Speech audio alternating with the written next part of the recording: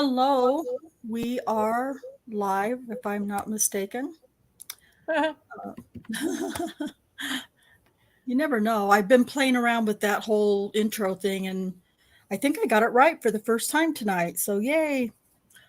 So, Nice. Nice I job. know. Yay. I had to edit last week's video because I didn't get it turned off in time, and it ended up playing intro. It played an intro to somebody else's live, and then some news channel thing came on. I was like, oh God. So I just edited it off. So yeah, no comments, no chat in that one. So that is really nice. Thank you, Rhonda. I really appreciate that. I love you dearly. I hope you're doing well. And hello to the panel. Katie did it, and Jack, and Cherie, and Susan. I hope you're all doing Hello. well. Hello. Good Doing great. Good afternoon. Doing Hi. okay. Good, good, good, good. Oh, excuse me. So again, just like we've been doing, or just how Jack has just been so nice to do for us, we are streaming also in Foul Play. So if you're watching from Foul Play, I can see your comments, and um, I can put them like on the screen. I can share them on the screen, and I've been kind of doing that because I think it kind of that way people watching from Foul Play know that I'm aware, of course. And I think it tricked Travis last week. He's like, now wait a minute. He's like, I saw this question or whatever, but I'm looking in the chat and I can't see it. And he's like, oh yeah, let us just tell you about that. So we appreciate Jack doing that for us very much. We have a lot of, oh gosh, as I've complained and whined and bitched and moaned every single time. Tabitha Barnes is an interesting character, and she has a very twisty story or accusations. So there are maybe some things that you're going to hear over again tonight, but we don't feel like it's overkill because it's so hard to kind of get a grasp on her accusations anyway. So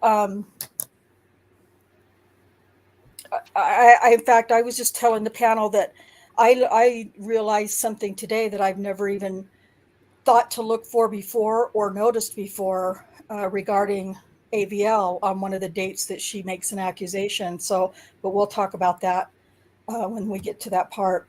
So what we're going to go through tonight are some slides and some explanations through the slides, kind of with the timeline slides that Kay's been working on. We're going to do kind of a what's it called? Update, refresh, reminders. I don't know what you want to call it, but just kind of get you back to where we were last week so that we can carry on with what's coming next. And then we'll go through another set of slides that I did a couple of years ago when I covered her case, her accusation. And then we're going to read some preliminary hearing testimony from Tabitha and from the sex offender boyfriend that lived with her, Terry Williams. So, and then everybody on the panel is going to help me because it took me a minute to realize that I was rambling everything last week and reading everything by myself and not sharing the fun. So I'm not doing that tonight. So with that said, I'm going to go ahead and get started with some slides, some reminder slides, some refresher. Whoops, that's not the way I want to do it. And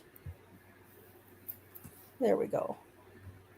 That's better. Yeah, recap's a great word, Seth. Recap. Thank you. That's the word I was looking for. Recap. Refresh, update, whatever. Recap is exactly what I was looking for. We're all of us on the panel are going to share the reading of the slides, and then everybody has an assignment already for what they're going to read during the preliminary the preliminary hearing. So, Since, well, I'll go ahead and read this first couple of slides through this update, and, uh, and then I'll have one of the others pick it up for me. Oh my goodness, excuse me. Okay, so from Timothy Musney to Kim Davis, Rocky Gregory, and Ron Basie. And then they CC'd Wenzel and Coleman as well. And the subject was forwarded as case. And it was by this time, this is August 14th, and by this time they all know what case means. So Thursday, August 14th, 2014 at 6:55 p.m. from Lieutenant Musney. Quick update on Holtzclaw. Kim and Valerie went out again and started checking addresses. They got two people who said they were not assaulted by an officer and left contact cards on the other addresses. They did not, however, find victim number 5. Her Yes, they name did. is, huh? Yes, they did. They did, however. He said they did not. They did. Oh, they did, however. See, this is why you guys, yeah. They did, however, find victim number 5. Her name is Carla Johnson. She said she was assaulted approximately 4 months ago. She described the officer as a mixed race, Indian or Mexican, 5'9", 240 pounds, muscular, nice hair and nice looking. She also said he was driving a new car, not a black and white car. He has had contact with her twice. She knows she had on a jacket, but she's unsure of the dates. She said she was run on the radio both times, and she was clear both times. The second contact was around 16th and Jordan, and he did or 6 oh, it was around 16th Jordan, and he did his typical quote, "Are you sure you don't have anything on you," etc. End quote. Remember 16th and Jordan. You guys are going to get as familiar with 16th and Jordan or 15th and Jordan as we are, because it's a very it plays through in a lot of these accusations that residence does. 16th and Jordan, are you sure? And she said, as she was getting ready to leave, she held out her arms and he began to search her from behind. He grabbed her breasts on top of her clothes, then put his hand down the front of her pants and inside her panties. He went between he went between her lips enough that we should have a rape by instrumentation case on him. After touching her, he let her go and she walked off. He then followed her for a short distance and told her she had a warrant and she needed to take care of it. One of the days in question is 4/14/14. We already have paperwork generated by Unit 800 that shows he ran her that day. Rocky went out and he also found a victim. That gives us 6 so far. Her name is Tabitha Barnes. She appears to be a perfect victim. Emphasis added. This just sounds to me, you guys, like it's a like it's a race or a contest to see how many victims everybody can find. It's disgusting. Um, She said she has dealt with quote unquote Spike, her name for Holtzclaw, on several occasions. She was very hard to follow and became so upset and emotional that we had to quit the interview. She has assured us that she will be ready to talk to us Friday. Rocky is going to interview her at 10 o'clock tomorrow. He made contact with her in front of her house at 1530 Northeast and Jordan. He had her children go inside and eventually felt her breasts and put his hands down her pants. He didn't put his hands, she did not say he put his hands down her pants. Just throwing that in there. This victim also mentioned she found $20 on the floor in the back seat of the car. That makes 2 victims who have said this. We are not done with any of our initial lists, and now everything we touch has generated another victim and work. They are getting easier since they are so similar, and we need the same information on each case. I will give updates as we find out new information. Right now, we just need the time to complete our investigation with as few as possible distractions. I spoke with Galen tonight, and he told me he and David are ready to take charges, and he wants us to start working on the blue sheets. With our 6 victims so far, we should be close to 10 or 11 charges. We have 4 oral sodomy charges, 1 rape, 2 rape by instrumentation, and 3 or more sexual batteries. Thanks, Tim. Hey, can you back up one slide? Mm-hmm. So he says that I'm having a hard time locating where this was, but the part where he says that he and Rocky went out to interview her. Did we know that he was with Rocky the first time Rocky went to interview her? Tabitha? Yeah. Well, we suspected he was with him because Rocky says that he called. No, the first time, not the second time. It says Rocky went out and he Oh. also found a victim. Where is it? Rocky. One That's of the where it's in days. Oh my italics. God, where is this? Italics.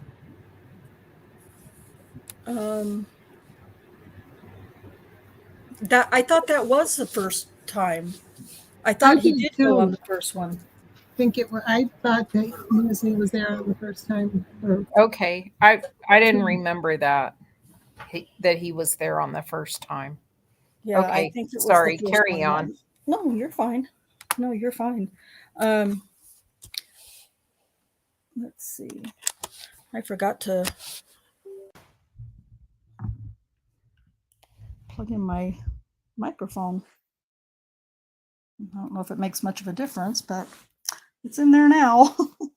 Okay, so yeah, I feel like he did go on the first one, is my memory. So we're going to skip ahead to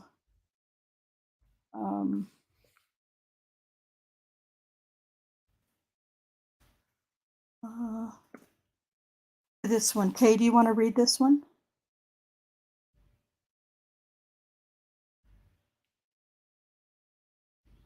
Hello?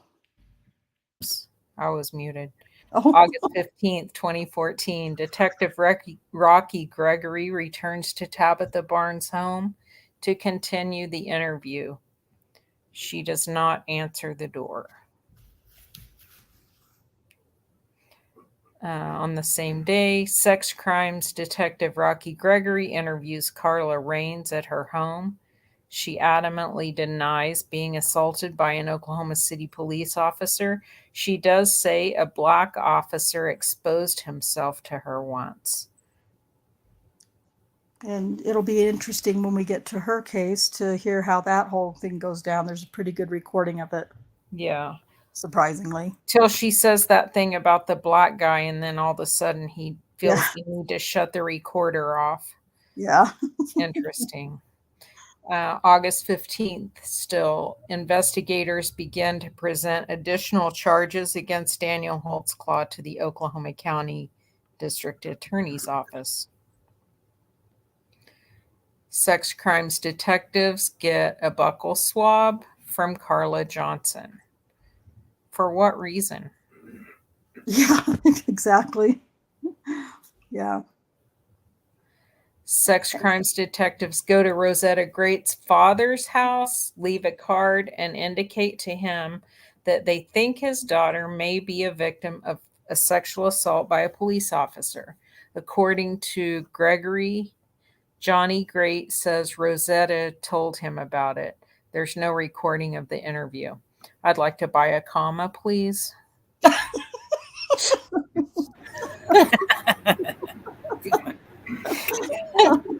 No, and I did that. Punctuation. Proofreading, not my strong suit. Hey, you did great. You actually paused where you needed to. Yeah, exactly. You don't need a picture of a comma. comma in there. Yeah, you know where it goes. Okay. Susan, is that big enough for you to be able to read? Yeah, I can see it. Okay. August 15th, 2014 at 6:13 p.m. Denise Wenzel wrote, victim number 6 did not keep her appointment this morning, and Rocky has not been able to find her. He's went to her house several times today with no success. He will keep trying, but she's a known crack addict who was tweaking pretty hard yesterday. He will keep searching. Kim found another victim today, putting us at 7, but we do not have an interview yet. She was discovered when Kim contacted her father. He confirmed his daughter was sexually assaulted by an officer and told him about it the night it happened. They did not call the police. Kim has not been able to find the victim yet, but is still trying. Regardless, she feels confident she will find her and are listing her as a victim. Rocky and Rob are going to be out. Rocky and Rob are going to be out some over the weekend, trying to make contact with some of our victims who sleep throughout the day. Maybe a time shift will help us. I'll let you know if we find anything additional.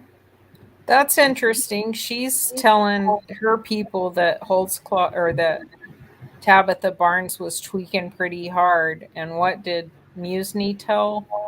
What did he say about having to end the interview because she was really upset Yeah, and she was Yeah. emotional and upset. Yeah.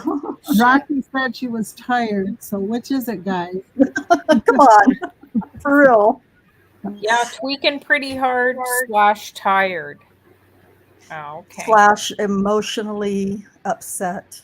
Emotional and upset. That Yeah. baby cried too much. Her grandbaby. That grandbaby, you cried too much. I took my Ambien and I went to bed. I'm so tired. Oh God, stop it, Rhonda.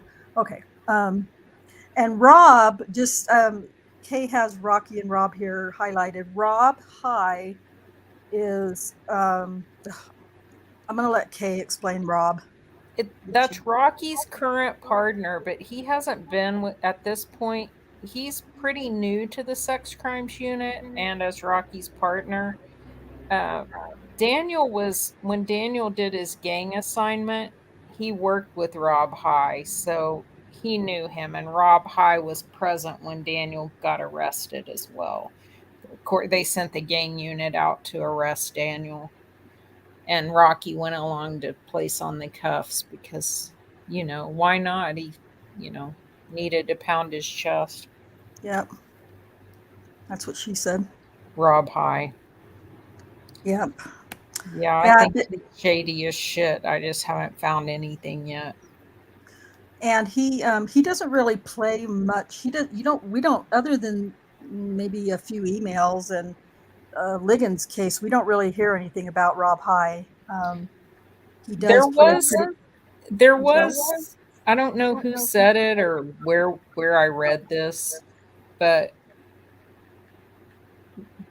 do you remember that someone said Rocky said Rob High was the one who suggested that Terry Morris might also be a victim? Yes. Rocky said that. He testified in the predetermination hearing too, I think. Yeah. Okay, that's where it was. Yeah. Yeah, he did. Rob High, that's what I was just going to say. Rob High did testify during the predetermination hearing, which was held to decide whether or not they were going to terminate Daniel or not, which was, by the way, was done before trial even started. So that's so interesting that they convicted him before his trial. They did. Yeah. It was awful. Horrible. Hello really quick to Colette M over in Foul Play. Under your scars over in Foul Play. Under your scars, you got my message, right? I think you sent me back a heart, which was very nice. And JD, hello. It's great to see you. Stick Base. It's been a minute since we've seen you. Welcome back. And Dark Side, it's great to see you. Thank you for being here. Okay. On we go. We're going to go just to the 15th, to the 17th on the slides and on the timeline, I think. Okay. Susan. Yes. I'm sorry, can you read that one? Yeah. Oh, she's muted. Nope, I'm Oh. here. August Okay. 17th. Detective Rocky Gregory continues previous interview with Tabitha Barnes. Audio recorded. And we listened to that last week, so we don't need to do that again. It was it was hard to follow anyway, because Rocky was trying to clean up her report for her and adding things and saying things, and it was just crazy. This is kind of small, so Kay, do you have the slides open by any chance? I can open them quickly. Because this is going to be hard for you to probably read off the screen, because it is for me. But I'll read Rocky Gregory's parts if you want to read. Whoops, if you want to read. Or we don't really have to, I guess. This is all part of the recording. Yeah. I mean, it is. It's up to you. Yeah, I think I put this in here just to show how Rocky is feeding her yeah, the information that he gained from the first interview. Since he knows that she was completely messed up. yeah, And who knows if she gave him these details or not. Maybe he's just giving her the details that he wants her to say. But that was the reason I put this in here. yeah. Yeah, this was in the recording that we did last week. And it's a section of it. But Kay, Rocky Gregory says the other day when Lieutenant Musney was here, or whatever. So it was the first day on the 15th, I think, that he was there with him. But yeah, she'll say something, and in this recording, and Rocky will say, "Oh, in fact, this is the kind of the area where she had said before that she was wearing a bra, or that she wasn't wearing a bra, and then when she's in doing this recording, she's telling Rocky, "No, I was wearing a bra. I had a bra on." And when we get to preliminary in a few minutes, you'll see that that's going to change. Okay, so sex crimes detective Rocky Gregory interviews Tabitha Barnes' 11-year-old daughter in his vehicle. We listened to that recording as well. She says she never saw any inappropriate behavior by Daniel Holtzclaw. So I'm going to end that one for now. So that is kind of what you guys call it, a recap. So of what we've already listened to. And what I'm going to do is share these other slides. I think there's might be a few more than this one than there are. This one is going to kind of give a more of a timeline, or update, or not update, but more of a timeline of the entire situation that went on with her, all of her allegations. So I'll start with this one. First, this is Tabitha Barnes, February 27th, 2014. First interview, Detective Rocky Gregory, 8/14/2014, not recorded. Second interview was recorded. And we just talked about that. Almost nothing in this recorded interview is accurate. Here are the actual dates, times, and events that occurred. The first contact was actually February 27th, 2014. Daniel initiated the stop at 12:07:45 a.m. Daniel closed the stop at 12:29:33 a.m. And Daniel saw multiple people sitting in a running car, not directly in front of the house. He drove away. He drove away for a few minutes and then came back. The car was still with the people was still sitting there in the same spot. So he pulled in behind them. And that's from Bates. Well, let me just say first that most of all of this information I got from Bates podcasts and from the police reports and some trial stuff. So according to AVL data, Daniel is at 1530 North 15th and Jordan from 1206 to 1230 a.m. CAD call shows he was on the call from 1207 to 1229. AVL shows that there was a second officer on the call, 2C51, who was Officer Venegas. AVL data shows that Venegas was at the corner of Northeast 15th and Jordan from 1208 to 1221, or approximately 13 minutes. So he was there. Venegas was there, the second officer, for most of the call with Daniel. In fact, to believe, if we're to believe her accusation that Daniel assaulted her or touched her breast or whatever, it would have been done after 12:21 a.m. before 12:29 or 12:30 a.m. Yeah, that's plenty of time. I'm not going to say it's not, but it just giving you an idea of the timeline there. Dispatch did not show him at that location, likely because he did not call it in. The activity sheet showed him at Northeast 15th and Jordan from 12:10 a.m. to 12:20 a.m. And then this is I showed this to you before, I believe, but this is the AVL of that for this first call. So in the driveway is I think there's a little tool on here, but I can't find it.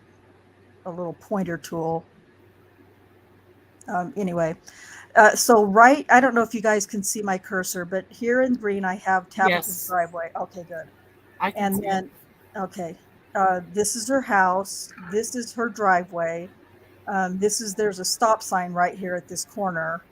And this shows the times by number of how fast Daniel was going and where he stopped and for how long. His total amount of time on that call was about 23.8 minutes. And I'm not like upset about that it took so long, because he ran two people, and we listened to that recording last week of when he ran Tabitha Barnes and Angela Cooper that night.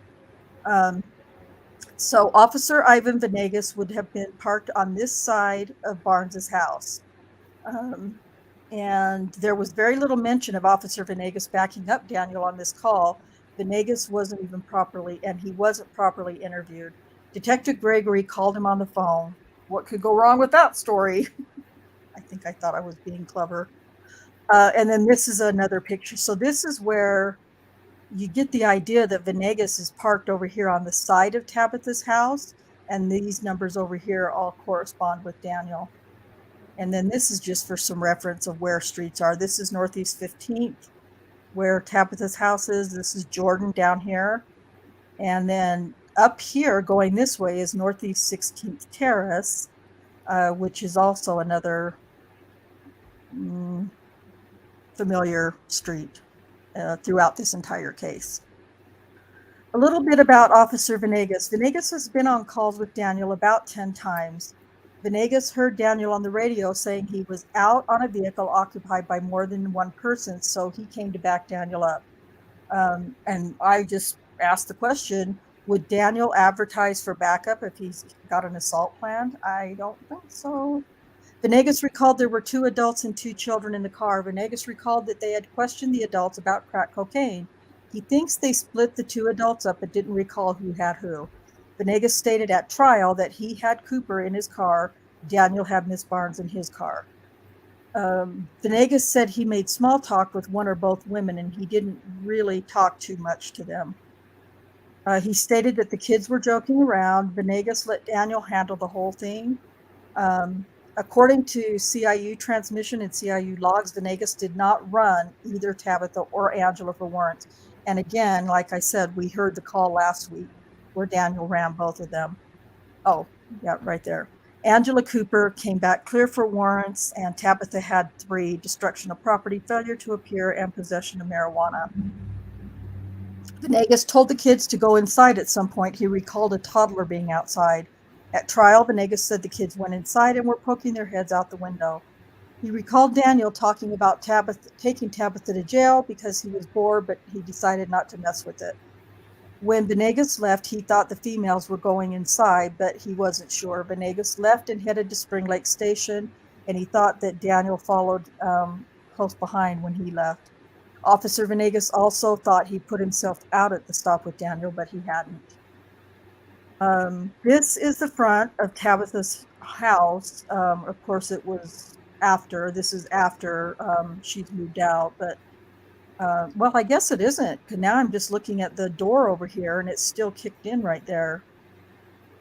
It looks like. So I don't know if she didn't still live there. So when she said her landlord came and fixed the door the next day, she must have just meant the door frame itself. According to Barnes, she and the 3 female passengers sitting in the car in the driveway when Holtzclaw and Venegas pulled up on them. This is the incident when Barnes and the 3 other passengers claimed they were in the car waiting for it to warm up until it was after midnight so they could go to buy snacks with food stamps that were supposed to drop onto her card. Problem with the food stamp story. I kind of talked about this before as well, but we're going to go over it again. She claimed that she and the other 3 female passengers were waiting until after midnight and when the car was warmed up because her food stamps would drop after midnight and they were going to buy snacks. So what's the problem? Well, I did some research. I didn't even realize that Bates had covered this in his podcast pretty extensively, but according to your last name is when your food stamps will typically drop every month. And in Oklahoma, they drop on the 1st and on the 5th and on the 10th. So Yeah, she's a bee. She'd be and the she's first, yeah, right? exactly. Her last name starts and Cooper for that matter, because there's someplace else where I can't remember where, but somewhere else it says that they were waiting for the food stamps to drop onto Cooper's food stamp card. So even if it was Cooper's, it was going to be on the 1st. And we're talking about barely rolling into the 27th of February. So And the latest they drop them is the 10th, it looks is the like. 10th. Yeah. Yeah. So I pulled up the calendar from that year, 2014 in February. The 27th was just when they just rolled into the 27th. That's a Thursday. And there's no way that either one of them were waiting for food stamps to drop onto their card. And even though there were 28 days that year, the 1st was still not going to be until on Saturday. So the food It would stamp be card interesting to know if she got stopped on the 28th as well. Well, but Yeah. remember, she claims to Rocky Gregory, and she's positive that it was March 4th, about 12:30. Right. Well, So her he food only, stamps would have dropped already, Yeah. right? yeah. I mean, and if for some reason her name was listed under a different married name or something that Mhm. we're not familiar with, Right. Was True. one of the drops on the 5th, Rhonda? 1st, 5th, and 10th. 1st, 5th, Okay. and 10th. Yes. So that could very well be. Yeah. Well, her married name when she was married was, the name that she took her whole life growing up from her stepfather, I guess, was Barnes, or her step siblings, or not Barnes, but Brown. So Oh, okay. even that, basically, it's Maybe just a a big fat different lie all the way married around. name. Who knows? Yeah. Yeah. But I don't know of one. I don't know if it was a married name. I think it was she claims, I think, God, I don't know if it's at trial or in the deposition, but she claims that she took on, I think it's the deposition, she took on her step sibling's last name, which was Brown. What about Cooper's other names? I don't know of another name for Cooper. Listen, ladies, these victims in air quotes would never take aliases. Wouldn't do it. Right. I know. Yeah. Okay. Throwing that out there. Yeah, you're right. But it could have been Cooper's, maiden name or married name or Yeah, whatever, could have and been. her stamps were going to drop. Who knows? But I don't think so. I mean, your point is well taken. Could have been, but listen, where there is one lie, there are usually more. Yeah. So I don't remember anywhere at the trial where. Does anyone else recall if Scott Adams tried to work this out and figure out when her food stamps actually dropped?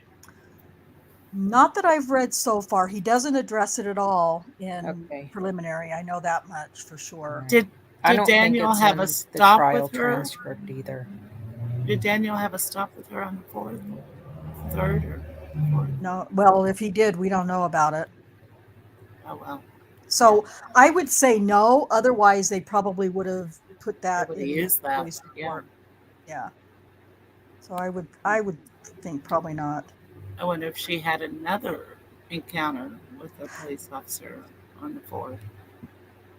And I think that's entirely possible that she could have had another encounter on the 4th. Somebody else. Yeah. And she really didn't know. She didn't get Daniel's name the first time he stopped, or on that night. She didn't get his name, or so she says she didn't. And the whole bullshit that we're going to be hearing about from now on about her calling Daniel Spike is a lie. So, the fact that she may or may not have been stopped by another officer on the 4th is, that's very possible. And he may have assaulted her, for all we know. Right? Yeah. Because I feel like Sherry Ellis very likely was stopped or was assaulted. I mean, I believe it's very possible that she was assaulted, but not by Daniel. I have a lot of speculation of who, but not Daniel for sure. I Okay, and really then, don't feel like that Tabitha Barnes. I feel like she is a liar. yeah, The whole Spike thing. I just feel like she was pissed off at Daniel because he had been tipped off that her house was a drug house and he was putting pressure on her. He was stopping people that were coming and going from there. Susan, what are you sawing? Is somebody sanding a table? Oh God, I'm so sorry. I was cleaning my screen up. I didn't know that was making noise. It's like somebody either filing their nails or sanding some furniture. Hey, if you're making furniture, let me know. We'll get around to that. That's what I thought too. I'm like, gee, somebody's sanding something. Cool. That's weird. But unlike Sherry Ellis and unlike Terry Morris, who I really believe that those two women were assaulted, watching Sherry Ellis's deposition, when she realizes that she played along with their game and she let them tell her where it happened, they gave her a traffic stop that really happened to her that she could remember. Yeah. If she said, hey, that's not when it happened, that's not recorded anywhere. Yeah. If she just thought, hey, this person has been raping other people, so if this works to get this guy arrested, then I'm just going to go along with it. Whatever it was. Whatever it took, yeah. I'm not convinced that she wasn't raped by someone. Yeah, I'm not either. And I feel like when you watch her deposition, she's emotional throughout most of her deposition. And I don't think it's because she's traumatized having to talk about it again. I think that she's feeling some real guilt. Like, man, I really fucked this guy's life up and it's not even the right guy. Yeah. But I could be wrong. But if anybody did give me that feeling of all of these accusers, I feel like it was Sherry Ellis that made me feel like she really was assaulted in some way, but certainly not by Daniel. But yeah, like you said, Kay, she went along with what they told her because she didn't really know for sure. Whoops, what did I just do to my whole everything? Oh gosh. Hold on here, I'm messing up all my program. And we're not going to go through all of the police report. We've gone through it, and we're going to kind of go through some of it in the preliminary too. So Angela Cooper was a friend of Tabitha Barnes, and she was the one who was driving. Zion Barnes was Tabitha's 14-year-old daughter. She lives with her father, was just visiting her mom on this particular night. She was in the back seat. Ariana Barnes, Tabitha's 11-year-old daughter, lives with her mom. And Tabitha says that she was in the back seat with Ariana. It was not Ariana. And I know I pounded that over the last couple times we've talked about it. But according to Kiara Cooper, who was Zion's friend, who was spending the night with her, and according to Zion and according to Angela Cooper, it was Kiara who was in the car, Zion and Kiara, not Ariana. But Tabitha Barnes will say this through the entire trial, through the entire case, to the point where she even allows her, I think, 12-year-old daughter at this point to testify at the trial, which I just thought was horrible. Well, maybe that was the fourth incident on the 4th. Maybe there could be another, whoever it was that assaulted, who may or may not have assaulted for Sherry Ellis, may be the same person who maybe assaulted her on the 4th of March, if that truly is a thing. What we don't know is if that's a possibility, because we don't have any other ABL or any other suspects that they looked at except for Daniel, so we'll never get to know that.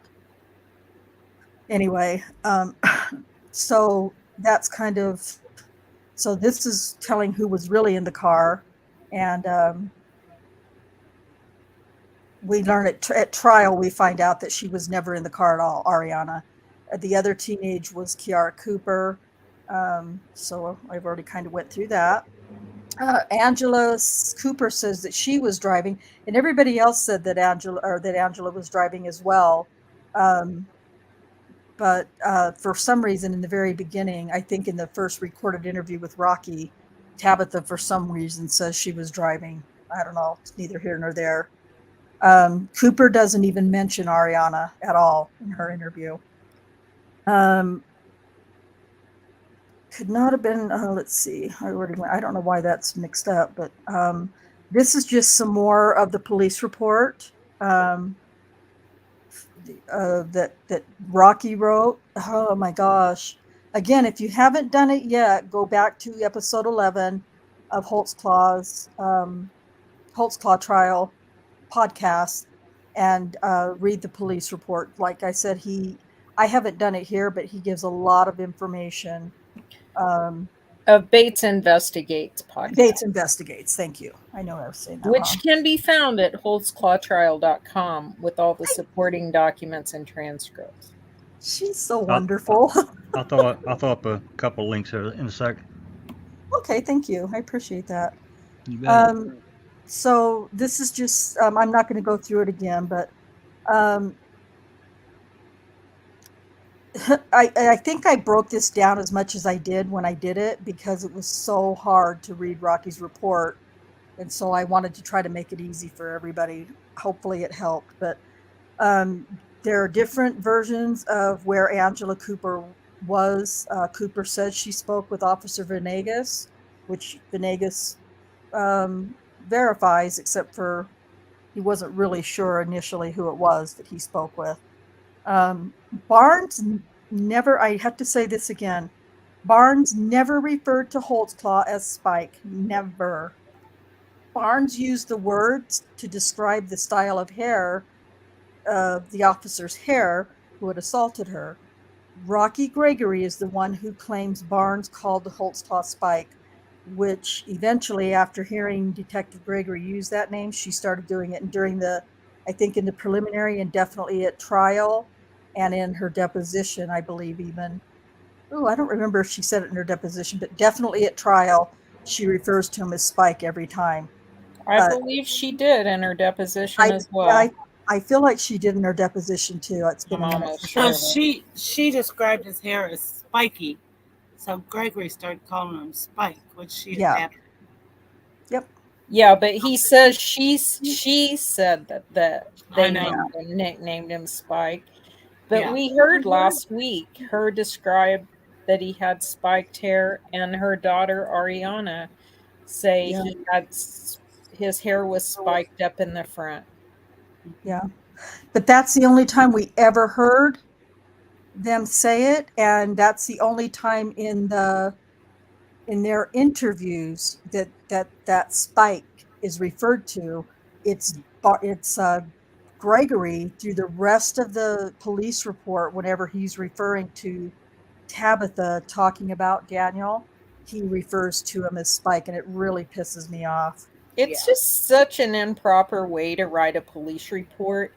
I mean, I get if that were a true fact that she nicknamed him Spike and that's just what she referred to him as, Spike, and you put that in your police report. As a detective, you don't keep referring to him as Spike. His name Yeah. is Daniel Holtzclaw. Right. Yeah. I mean, I agree. it's ridiculous. He's so stupid. He wants to drive that home, but he just does it so much that he looks like an idiot, like the idiot that he That he is. is. Yeah. Jack, would you like to tell us about Angela Cooper?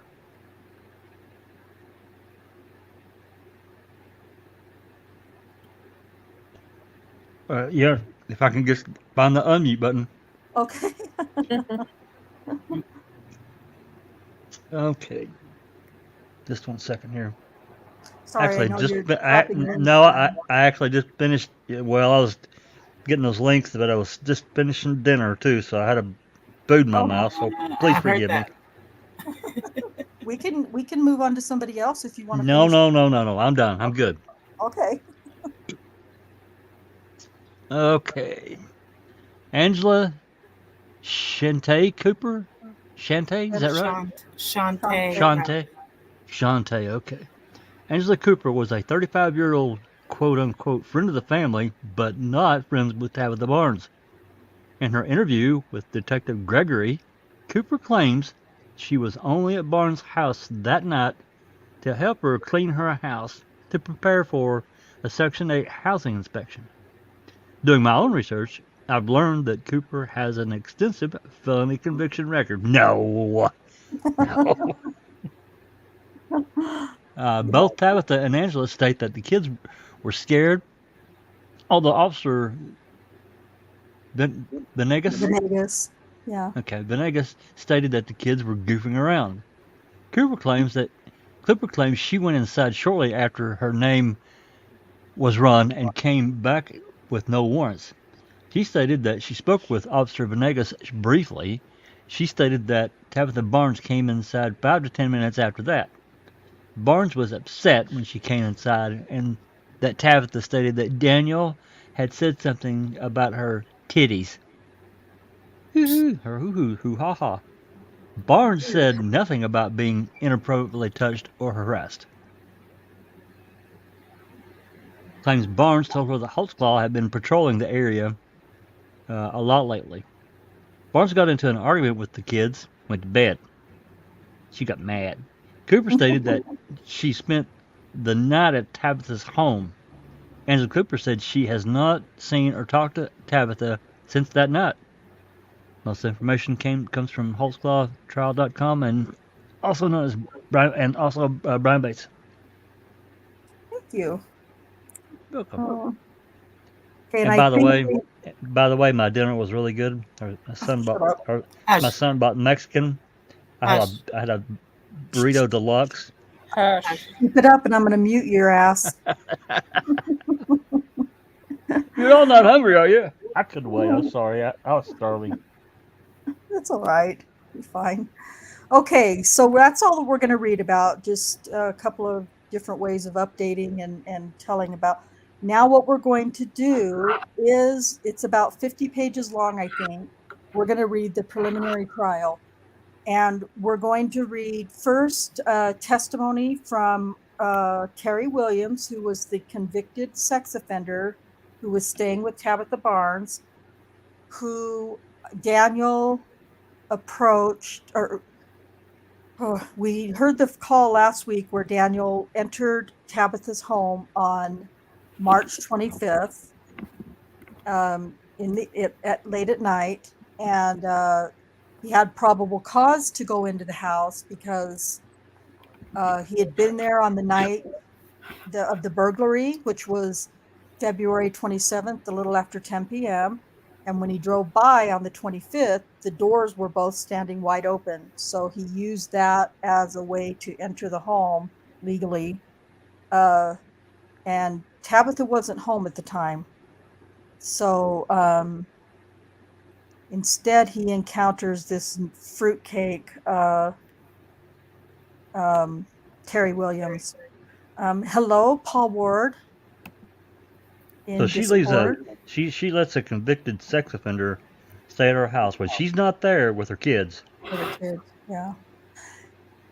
I wasn't going to do this because it turned out much worse than I planned, but I'm just gonna run it anyway. It's not very long, only a couple of minutes. It's just the different maps of the AVL, and it just is going to kind of go through, and I'll quickly tell you what's going on, even though you're not going to be able to see or read very much. But I've highlighted all of the pertinent spots with dark dots, so you can see it, at least get an idea. Um, uh, of what was going on. Hey, Shane Henry over in Foul Play. He says, hello to all. This case I know a few about. Just wondering what's next to happen in this case. Thanks. Thanks for asking, Shane. Daniel's attorney is preparing his state post-conviction at this point. And so that's kind of where it is, just waiting for it's a lot to do. It's a lot of work. The last thing that's happened is our renewed motion for a page extension was denied, and it looks like since the trial judge had to step down for having sex with prosecutors who were prosecuting cases in his courtroom, Daniel hasn't had a new judge appointed to his case in district court yet, but the judge who set a $5 million cash bond for him when he was arrested, Judge Trong, she is the one who heard the renewed motion for page extension, and she denied it, which it's really baffling to me that here is a post-conviction application that involves 8 accusers that he was found guilty on their charges or partially or had split verdicts, and it involves 18 counts. Yeah. It's a very complex case. If this case isn't an example of why someone would need a page extension, then I would love for someone to show me another case. I think what I want to do is I want to look back at Judge Trung's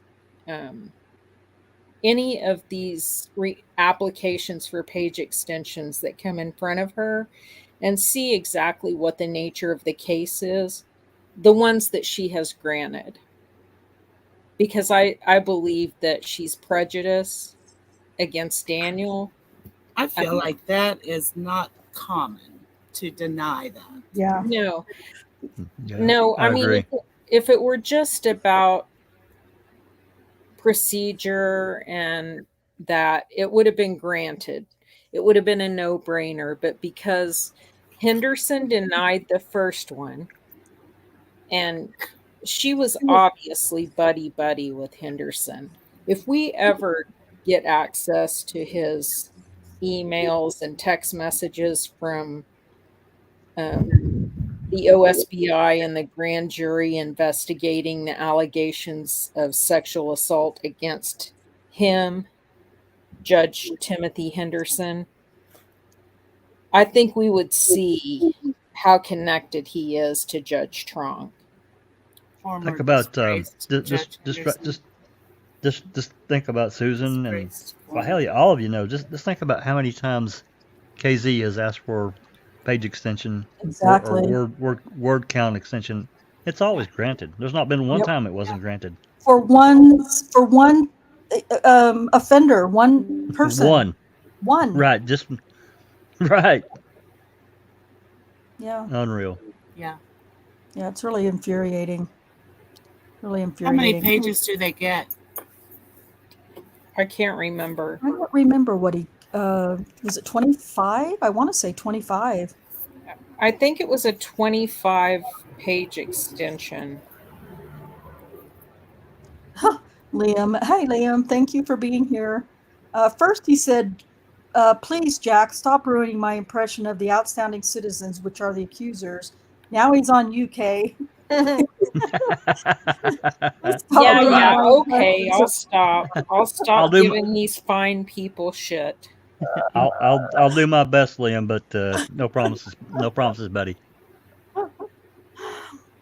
So I forgotten about that. That just came down this week, didn't it? Yesterday or the day before about Well, actually, it came down on the 5th and no one caught it. we didn't So, catch it. Dang. And I see that's I'm sorry. That's another problem for me in this whole. I'm not calling it a clusterfuck. I apologize for anyone that may be offended by that word, but that's exactly what it is. There's no way a lawyer or even three or four lawyers can properly defend a case of this magnitude with one trial. No way. It's so unfair to the defendant, in my opinion. yeah. No, I agree. I mean, I agree. And at Daniel's trial, it was Robert Gray, his partner, Scott Adams' partner. So Scott Adams was his main counsel.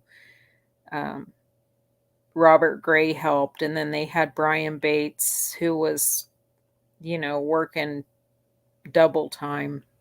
He did an excellent job, Brian did, Yeah, in he my had, opinion. I mean,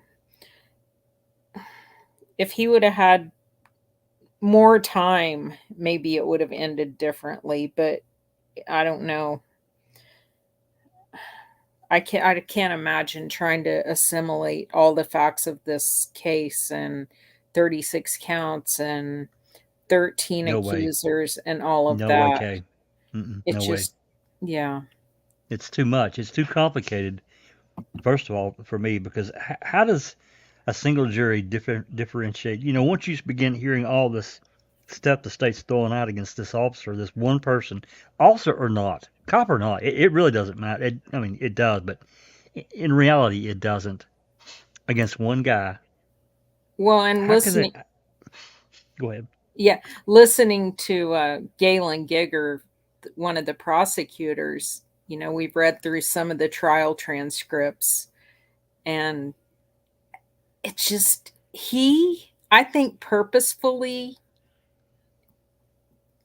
has this super confusing narrative. I think he's trying to confuse the Absolutely. There's no jury, doubt about it.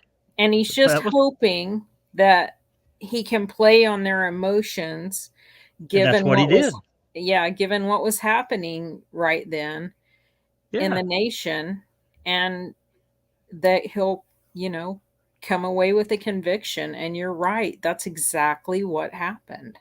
Yep. All right. So Paul Ward is saying, I know very, very little about this case, so please excuse me for issuing this. It's fine. We love questions. Did Daniel not do himself any favors without a lawyer or guidance? Do you mean in his, with his first interview, with his interrogation? Yes. Yeah. yeah, he No. definitely didn't Yeah. do himself any favors. He, first of all, didn't realize the severity of why he was being called in there.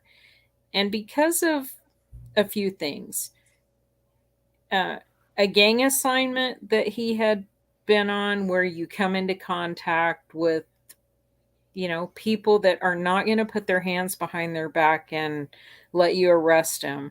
almost every, you're going to have so many use of force violations taking people like that into custody, because anything greater than placing the cuffs on is technically a use of force. And But he had been interviewed. he reported himself every time, didn't he? Okay. Except one. Yeah, except one. Okay. Shanice Demetria Campbell. She sued him. She wasn't a part of this at all, but she sued him separately, and I think she was awarded, I think the city paid her $25,000. She got more money than the accusers did. Yeah, That was the only one. But I believe when he went into this interview, in his mind, it was going to be just like the use of force violations, where he was interviewed by internal affairs, and he just would go through it. He would tell them what happened, and they would write the report. If he had done something wrong, they would give him some sort of instruction. I believe he thought that was this situation, and he signed his rights away in the first couple of minutes of this interview. Was the lawsuit over with? That the girl who sued? She didn't sue him until after he got arrested. Then she came back and she changed her story a little bit. I mean, it was a use of force. He should have reported it. I can't defend him for that. Why he didn't, I don't know. I feel like, and I could be completely wrong, but I always wonder, reading some of these interdepartment emails and how they're always trying to cover shit up. I wonder if they didn't tell him some shit like, man, you got to quit reporting these use of forces all the time that are just, unless it's just real obvious. I don't know why I feel like he got that instruction, and it's not anything that I've ever asked him. Obviously, every interaction with him is recorded, so it's not a conversation that we should probably have pending post-conviction after here. Right. Exactly. But I like Liam's wording here. This whole thing is a use of farce. Exactly. It definitely is. Yeah. Great questions. Thanks, Paul. We appreciate that. And Shane, thank you as well. It's also a use of force, forcing these girls. Well, I don't know. Absolutely, Paul. Go ahead and ask all the questions you want.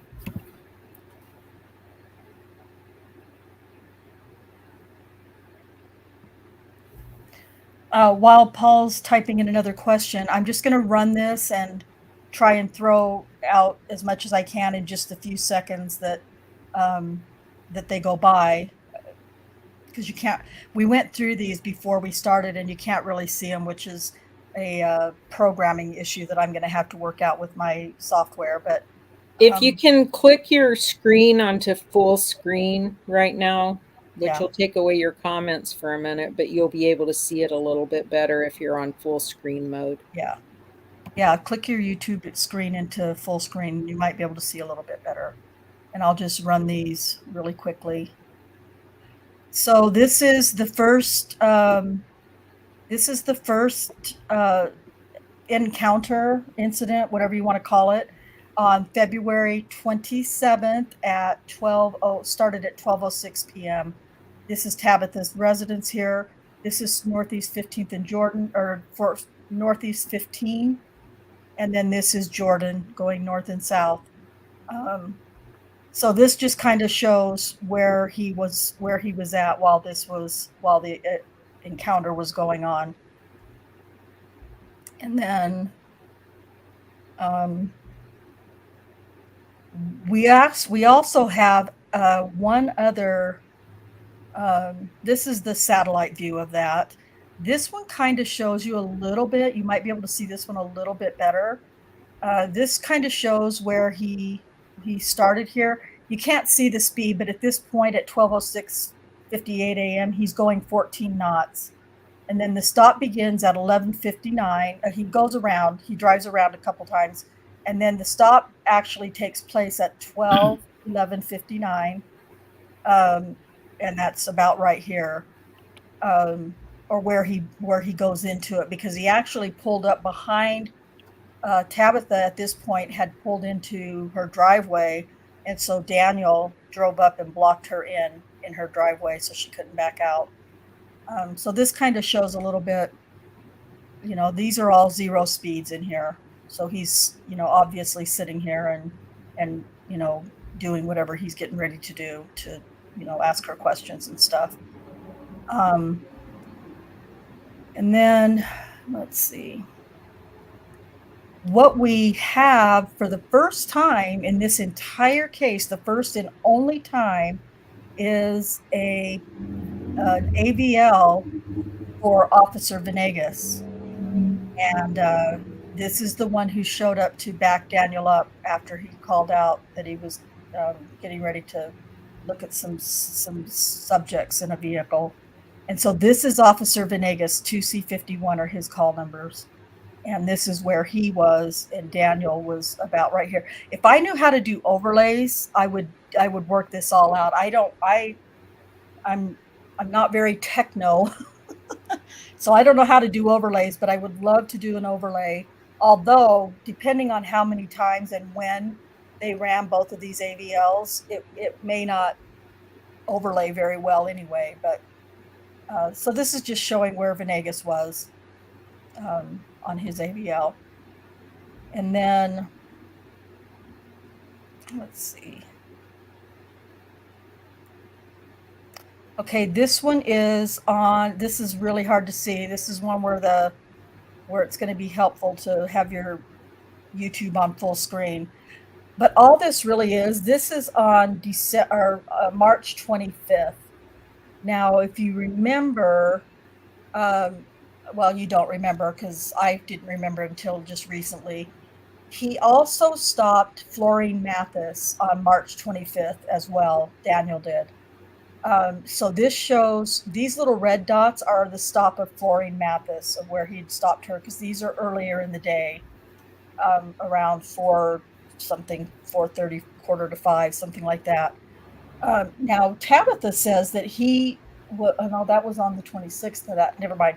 Anyway, this shows where they had, Daniel had kind of driven around a little bit and been around the block, and where he stopped here on the 25th around the 10 o'clock hour sometime. And that's when he entered the home because the doors were standing wide open. And that's what that AVL is. Daniel called that in and reported that he was entering the home. So that's what that one was. And then this is a little bit of a better, where you can see it a little bit better, of where he stopped and went into the home and encountered Terry Williams, the registered sex offender. So that's all this one is. And there's nothing nefarious about it. It was not very long. I don't know why I have that in there twice, but I do. So get that out of there.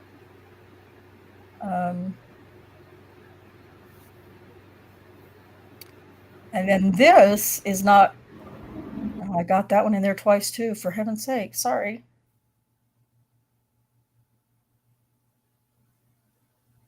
I decided to do this at the last minute, so that's probably why.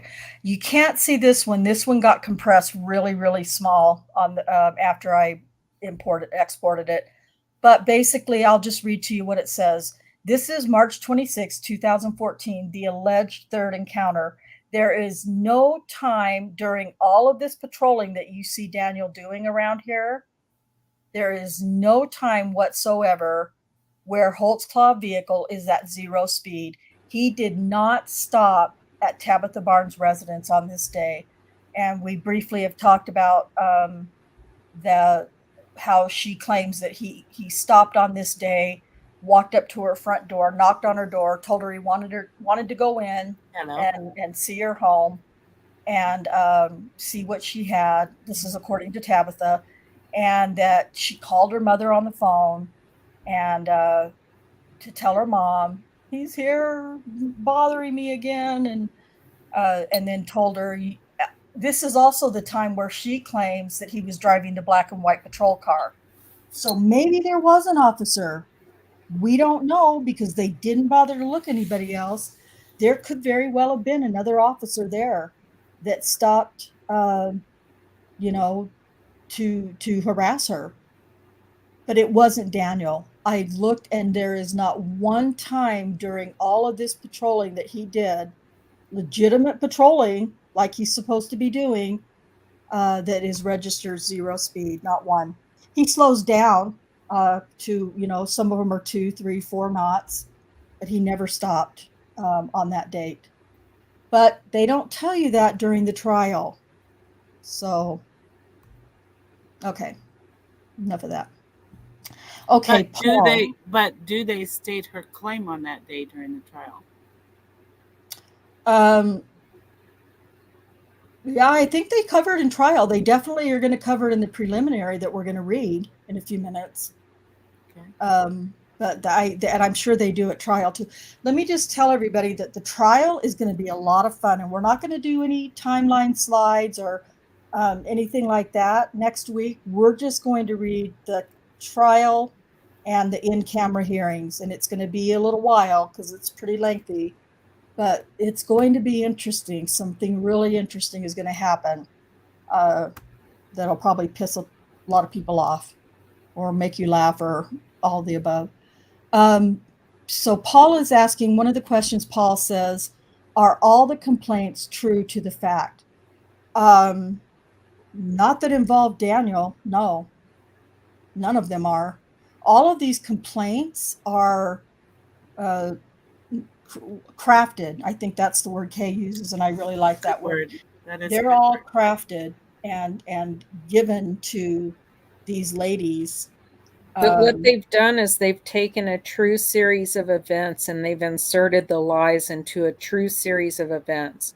So their whole thing was, hey, we're going to use his GPS from his car to place him at all these places, and then we're going to let these victims who agree they've been sexually assaulted by a police officer, but they can't remember when and where. Well, they can't remember when and where. Yeah. And we're going to remind them where. But some of the probably more than half of the interviews are not recorded, so we don't get the advantage of hearing how these women responded to the officers initially. And most of these people, the detectives have contacted family members first and told the family members what they think happened. And then that information got passed on to the accuser, and then the accusers met with the detectives. So they kind of had an idea about it. Yet once again, there are no recordings with the contact with these family members either. So we don't know, and we don't have the dates and the times that the AVL was pulled. So I believe the AVL was pulled ahead of the interviews. The detectives testified that they were not pulled ahead of the interviews, but they wouldn't give that information to Daniel's attorney. And they also said there was no list, right? Right. Yeah, no list. Yes. And his attorney didn't use the words like edit logs or keystrokes or, because in that software, there's always documentation of every keystroke. So they could have run a report that said who pulled the AVL on this call, it would show every single officer that had ever pulled it at what time, or every supervisor who had pulled it and at what time.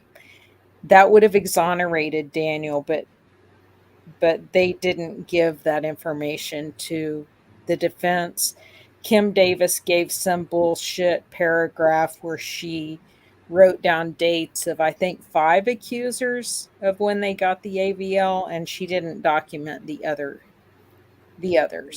And Rocky was out of town, so he couldn't do blah blah blah his. Did the defense ask for that? Yeah, the defense asked, Scott sent a letter to Giger asking for when the AVL was pulled.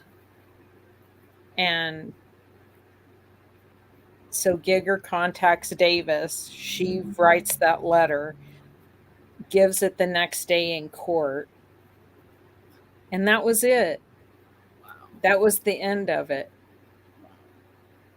He didn't press on. I mean, I think he does make a comment that doesn't show this or whatever, but because he wasn't very techno either.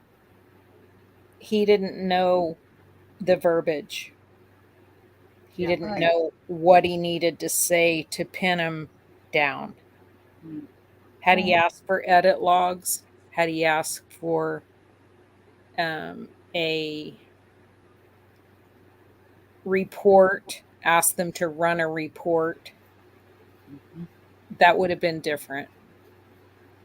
He That's didn't do that. what- Yeah. So Paul says also, I asked this question weeks ago. Possibility, are the office covering for a police officer more popular, or Daniel is the new guy, takes the rap? No. Well, first of all, they didn't look at anybody else but Daniel to start with. He wasn't really a new guy either. And yeah, he'd been in the department for over 3 years, a little over 3 years, I think. So he wasn't a rookie, but he had done a gang unit stint for a while with Viper, and that may have made some others jealous. But I don't think this was about covering up for somebody else on the department who was actually committing the crimes. I think confirmation bias played a big part because they didn't look for anybody else. Although there wasn't, it's just, no, I don't think that it was any of those things, Paul. I don't know. I mean, I don't know that for a fact, but just knowing what we know and what we've read and what we've, uncovered. This started because Daniel turned his computer off and he did an after-hours traffic stop. Yeah. And Janie Liggins, the after-hours traffic stop, she made an allegation, which I believe. How soon did she go on the news? 3 days later. or 4 days later. Yeah, 4 days later. That's why, because it was out. But Yeah. I think Oklahoma City was freaking out, not just the police department, but probably the mayor, probably The whole city council. They were probably really nervous because they didn't want riots in their city. Exactly. And the climate at that time was, they act like they didn't know about that. They weren't tuned into that, but they absolutely were. Absolutely. So no, they didn't choose Daniel to frame him. He committed, he did this stop and didn't call it in. That looked bad. They probably just started thinking, oh my God, all these use of force things are going on all around the country. Daniel has a lot of use of force. This is all going to come out. This is going to look bad. It's just going to be best if we just sacrifice him. And that's what they did, and it worked out well for them. Yep. And then when Janie Liggins' rape kit came back negative with no evidence, right? They needed they didn't have a strong enough case with her. No, but yet he was still found guilty on her 2 charges. Blows Right. my It fucking wouldn't have mind. been if it were only her and him. Yeah. Yes, Paul, they absolutely fit the story to match whatever the GPS said. So yeah, disgusting for sure. And Paul says that he watched the MVAC testimony on the Melly v. Florida today. Very interesting. I haven't watched that trial, but I guess I need to. It's a pretty big Oh, deal, I wow. guess. I've seen a little bit of it, but I didn't you? know that MVAC was a part of it. I didn't either. I didn't I'll have to either. check that out. Thanks, Paul. Yeah, we'll have to check it out. Liam, I think it may be an incident of target fixation, getting obsessed with the first guy who comes across their sights. Then they couldn't even consider anyone else without looking more foolish. Yeah, for sure. I don't know. I think they knew that Daniel didn't do that, but I think they also knew that Terry Morris had made a claim that she was assaulted by an Oklahoma City police officer. She didn't say it was Daniel. She said it was an officer driving the older model car. They had already looked at Daniel and cleared him of that. Nothing that she said matched up to him. But once again, that was another thing that was going to come out if Janie Liggins went to the news, which she did. Yep. It was going to be a About huge the public. shitstorm. They were right. Bottom line, 260 plus years with actual evidence, fuck all touch DNA, and one of how many? Yeah, agreed. 4 on the same day, right? Or was it 3? 3. 3 On the same day. Yeah. on the same shift. Yeah, That's Janie. allegedly. Yeah, so it's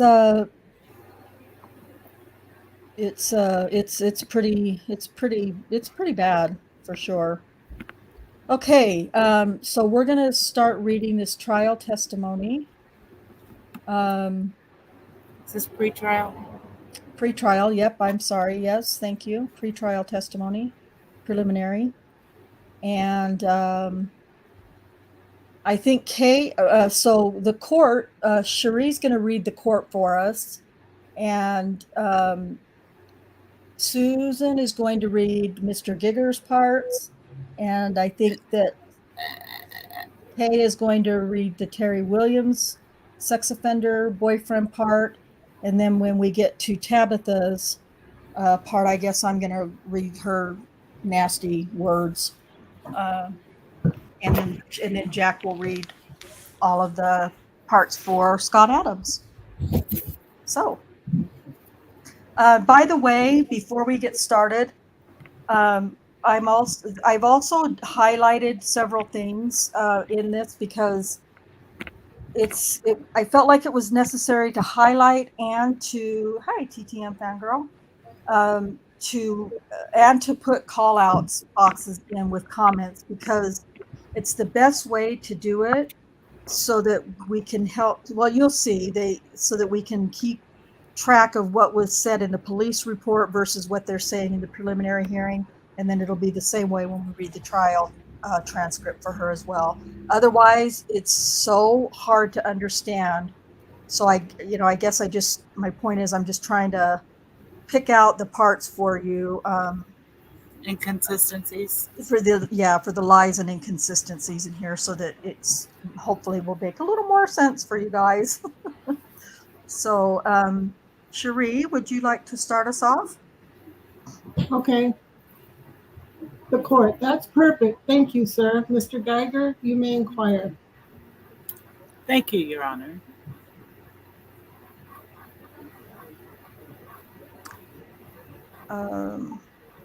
I'll read, I guess. Terry Williams was called as a witness after having been first duly sworn and testified as follows. Mr. Gigger. Sir, I'm sorry. First of all, how old are you, sir? I'm 52. Do you know an individual by the name of Tabitha Barnes? Yes, sir. Sir, if I can, I want to turn your attention back to the month of March of 2014. Were you in a relationship with Ms. Barnes back then? Yes, sir. And did she have a residence here on the northeast side of Oklahoma City? Yes, sir. Do you remember that address?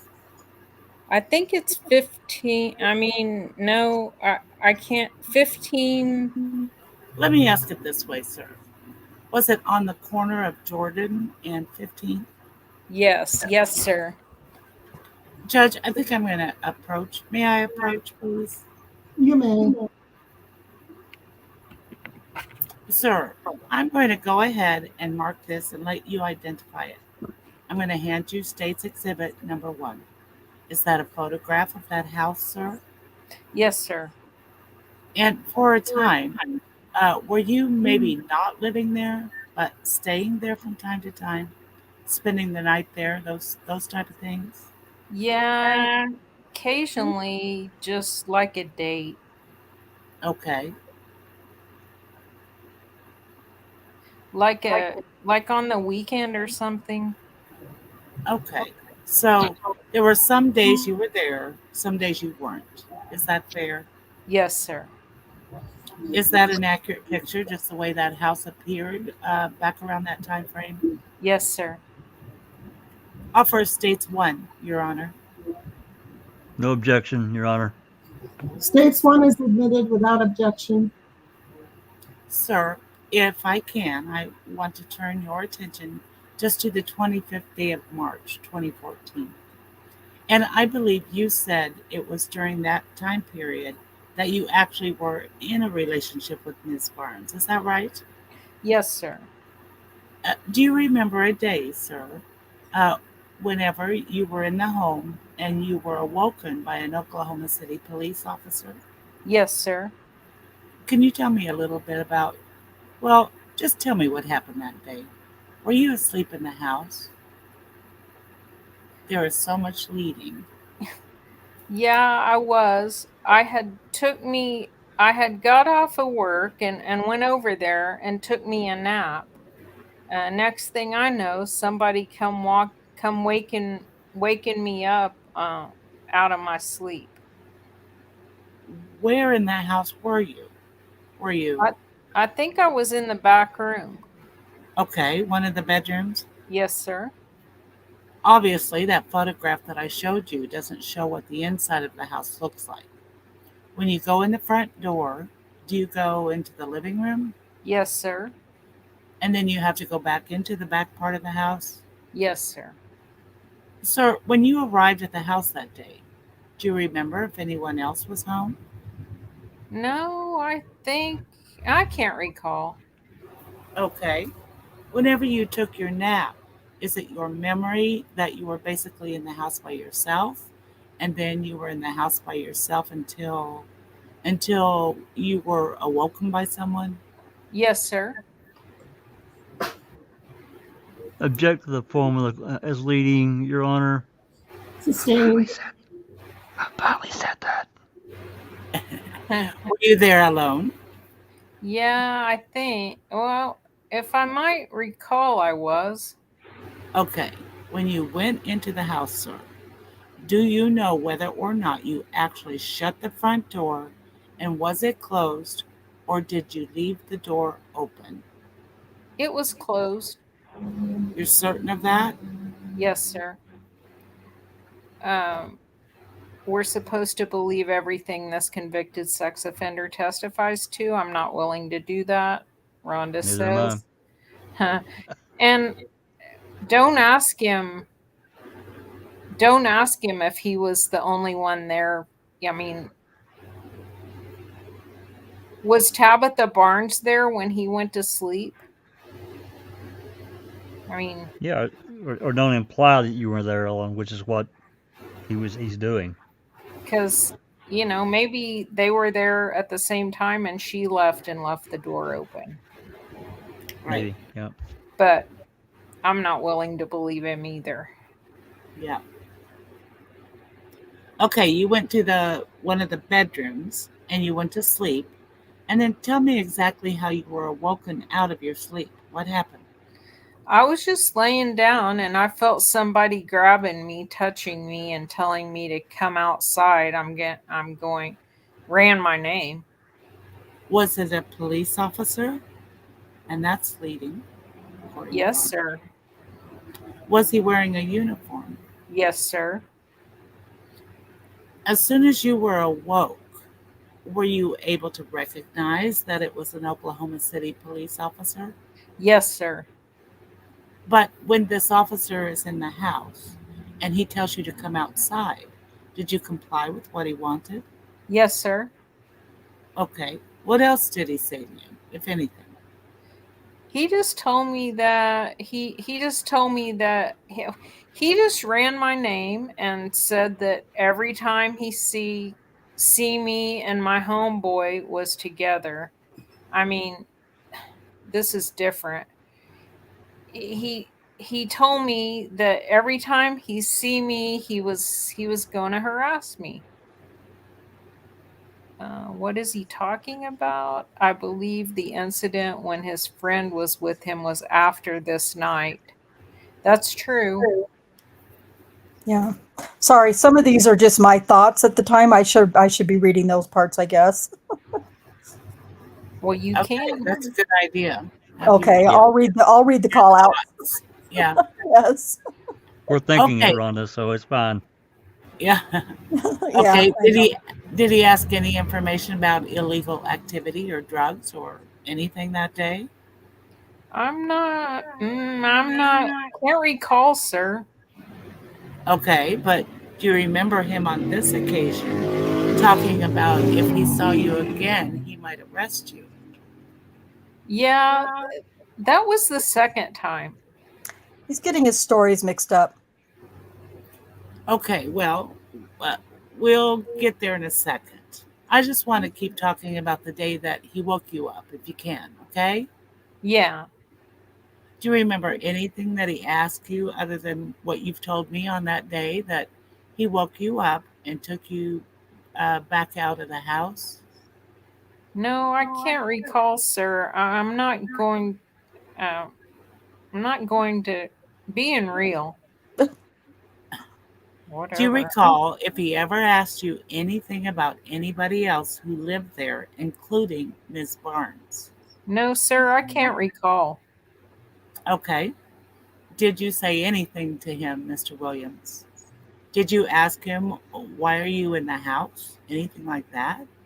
More leading? No, I just asked him why you. I said, man, what's going on?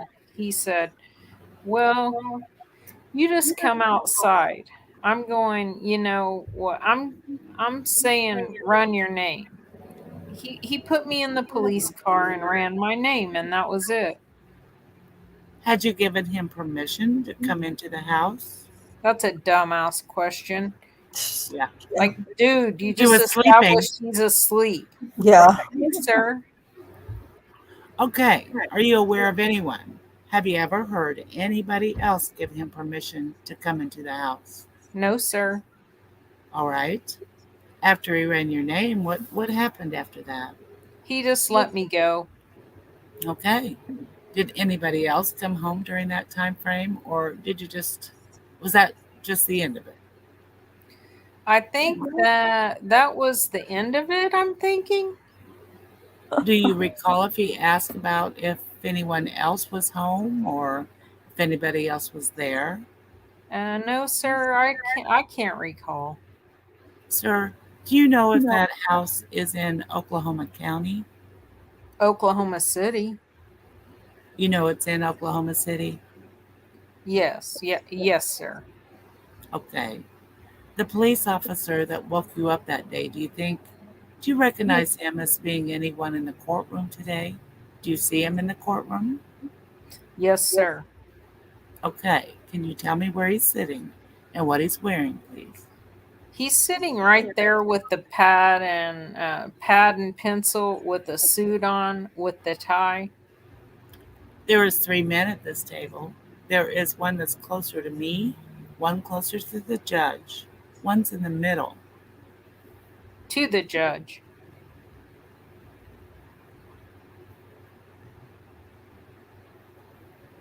let me hear this whole question before you answer.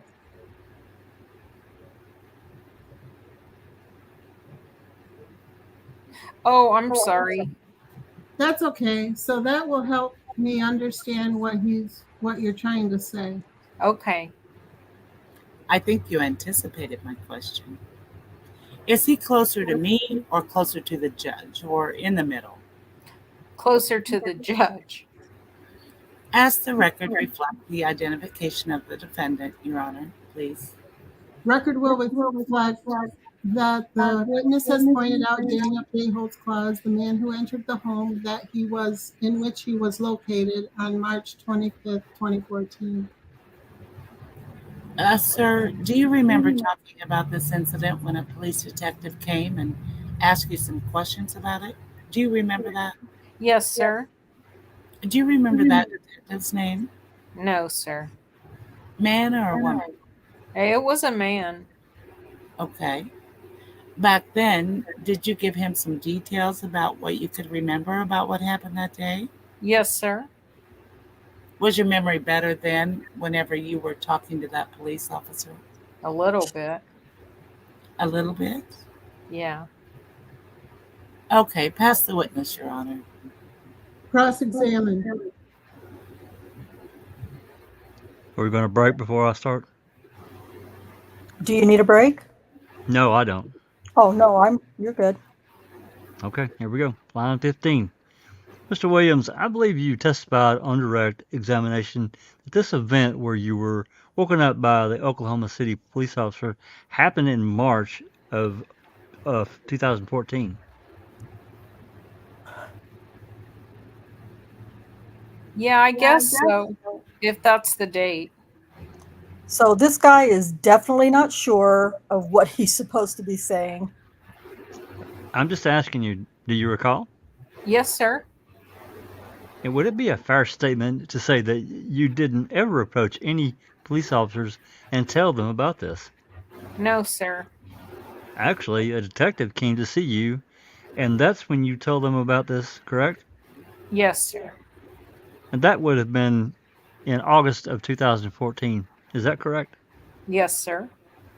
You testified that when you were woke up that you're not positive, but you think you were alone? Yes, sir. That it's possible someone else could have been there.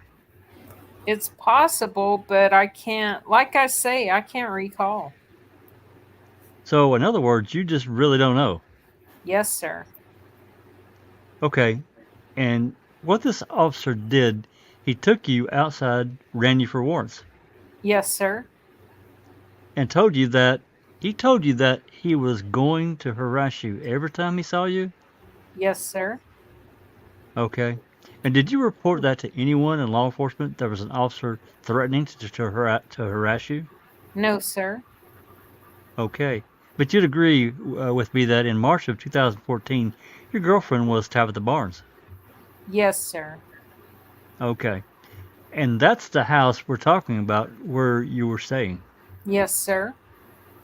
And you'd agree with me that at no time did you ever see Officer Holtzclaw do anything inappropriate to Tabitha. No, sir.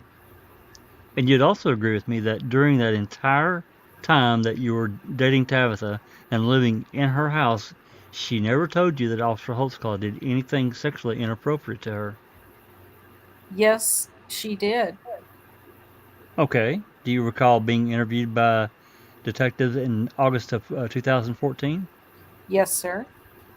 Did you tell that detective that Tabitha had disclosed to you that anything inappropriate sexually had happened between Officer Holtzclaw and herself? Yes, sir. And what did you tell them? I told them, she told me that he had touched her appropriately, made her raise her shirt up or something like that. Okay. And whenever she told you that, did you report that to anyone in law enforcement? No, sir. Would you agree with me that Tabitha was telling you that she was being harassed by Oklahoma City police officer? Yes, sir. And that's the only time you can ever recall what Officer Holtzclaw ever entering Tabitha's house, correct? Yes, sir. Now, do you have some felony convictions? Yes, sir. Are you actually a registered sex offender? Yes, sir. And whenever you were living with Tabitha, did she also have children there in the house? Yeah. On my case, it wasn't about no raping no kids. My PO said that I can be around kids. No, sir, that's not the question. Oh, okay. The question is, were there children in the home? Yes, sir. And what were their ages? Relevance, Your Honor. Overall, 15, 15, 14, and 9. Are you currently still registered?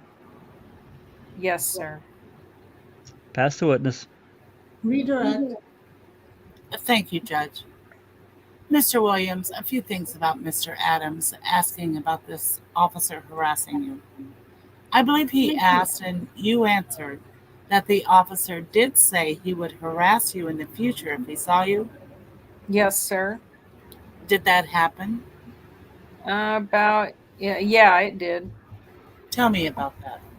One day, me and my friend was coming from work and we was sitting outside in his black truck and he pulled up on us. Were you sitting outside at the same place? Yes, sir. The house that Ms. Barnes lived in? Yes, sir. Okay, what happened, sir? He pulled up outside and next thing I know, he swooped up on us and took me out. I mean, took my friend out and made us strip his shoes and stuff and he just ran our names again. He made you what? I'm sorry. Sir? He took you out and made you what? No, made my friend, one of my friends, he made them take off his shoes and searched him down. Thank you, sir. Other than that time, are there any other times, sir? No, sir. You know what? Go ahead. This What? whole shoe thing, is it Florine Mathis with the shoes? Making her remove her shoes and socks, or was that Carla? I I thought it was Carla Johnson, but But nonetheless, it's the two women that are connected to Tabitha Barnes as uh, right? Those two yeah Is accusers. is yeah there an incident? Is there an incident actually recorded that Daniel did this? No, no but he could have done it. I mean, he could have thought that if they had drugs in their shoes or yeah. socks, but I mean, it's not out of the question. I just find it interesting how they try to like make people say shoes and socks. He made them take off their shoes and socks so that more than one accuser or witness is saying the same allegations. Just um, like, oh, did he make you put your hands on the car, on top of the car? yeah They tried really hard to get someone else to say that so that it would match Janie Liggins' allegations that Yeah, I mean, couldn't be corroborated by evidence. I certainly don't know what all how Daniel would handle a stop like that, but it seems to me like that if he was going to have an interaction, he would call dispatch and give them whatever code that he was doing. He stopped, blah blah blah, and Well, if there would be he's at least searching them, I mean, he's calling them in. right So I mean, he's not going to say, I made them take their socks and shoes off. no no no no But, no no no. but he definitely is calling them in. So, Okay, yeah okay, um, all right. and these are people, he's watching Tabitha Barnes' house. He was watching her house, a known drug house. He was watching these women come and go from her house. Carla Johnson and Florine Mathis.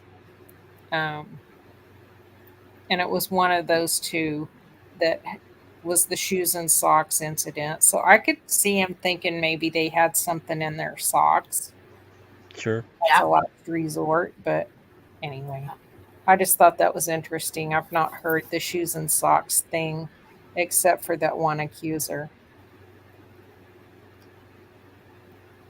Yeah, I remember that too. I feel like it was Florine Mathis, but it was not. It wasn't this. I think she was what she was talking about wasn't the stop that Daniel actually had stopped her on. It was the one where she was saying it was him, but it was way over on the other side of town. Was the time, I think. It's hard to know. I can't remember that. It's hard to remember. Okay. Where are we? Line 18. Yep. Okay. All right. Do you remember that officer as being the same one that woke you up that day? Yes, sir. Okay. Do you remember what he had said that day, too, about harassing you every time he saw you? Yes, sir. Counsel had also asked about whether or not, if anyone else was home that day, on the day that the officer woke you up. Do you remember him asking you that? Yes, sir. Sir, when he woke you up, you said he took you outside. Did you go back through the house and out the front door to go outside? Yes, sir. When you walked through the house back outside, was there anyone else inside the house? Not as I know. I can't recollect. Okay, you don't remember seeing anyone? No, sir. Okay. Whenever you were standing outside talking with him, did anyone come out of the house or interact with you to say, hey, it's okay, I'll let him in? Anything like that happen? So I think I mentioned before, Officer Holtzclaw didn't need permission. He had probable cause, and he called it in. No, sir. All right. Counsel also asked about whether or not Ms. Barnes had told you about the officer doing inappropriate things with her. Do you remember him asking you those questions? Yeah. And sir, when you talked to Detective Gregory, did you tell him, in fact, that there were a few, well, for example, did you tell him that Tabitha had called you and said this officer had bothered her on 2 or 3 times? Do you remember her doing that? Yes, sir. Do you remember asking Miss Barnes anything about why she should report it to the police? Or if she should report it to the police? Did you have a conversation with her about that? No, sir. Okay. Do you remember telling her that the officer is a big guy and that you can't really do anything about it? No, I can't recollect. Excuse me, just a moment, sir. Object to the form leading. So Giger, you guys are going to find out, leads and testifies throughout the entire preliminary hearing and the trial. Sustained. Counsel, let's try to put more neutral questions to the witness. Do you remember if counsel used the word harassing? Do you remember if Ms. Barnes used that word when she was describing this police officer? Did she tell you he was harassing you? Yes, sir. Okay. Sir, given the fact that this officer went into your home, or at least her home when you were there, and then your girlfriend is also telling you how this same officer was harassing her, and then that same officer apparently did, do you think he harassed you that next time he stopped you and you felt like you were being harassed? Yes, sir. Yes, sir. Well, why didn't you call the police? I'm not no police caller. Okay. Do you think it would do any good if you called the police? Probably. Just object to speculation. Sustained. You don't have to answer that, sir. Okay. Other than the fact that you're not a police caller, were there any other reasons that kept you from doing that? No, sir. Because I didn't think he was going to keep going at it, so I just didn't do nothing about it. You thought it would stop. Yes, sir. Okay, that's all. Recross. Mr. Williams, on this second time you talk about having contact with Officer Holtzclaw, this was after the March incident, correct? Yes, sir. And we already know that allegedly Officer Holtzclaw ran you in the system, correct? Yes, sir. So he knew that you were a registered sex offender Yes, sir. and that you had some other felony convictions. Yes, sir. And this time that you talk about him getting you and your friend out of the truck, this is the time you're sitting out there in a truck drinking, correct? We weren't drinking. Okay. Do you recall telling the detectives in this case in August of 2014 that you were out front drinking, No, I can't recall. but you consider it harassment for a police officer to question a known registered sex offender here in Oklahoma City? Yeah. Okay. Pass the witness. Mr. Williams, that is all the questions we have, sir. You can push that microphone forward where it is out of your way and step down. Okay, so we're gonna head into Tabitha's. Oh, this one's gonna be crazy. We're gonna head into her preliminary. There's a lot more call-out boxes than highlighting in this because, excuse me, because Bless you. thank you. uh, he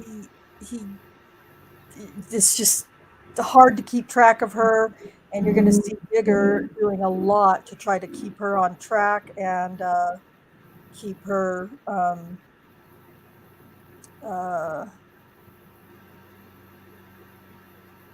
keep her in line, because he can tell that she's starting to go off into a land where he doesn't want to. Thank you, TTM. Don't want to go. Yeah, and so you can you'll be able to pick up on that where he's trying to reel her back in. Okay, wait, let me just ask. We'll get there in a minute, kind of stuff. So I'm going to read Kind of like Tabitha's. Huh? kind of like Kratz used to do.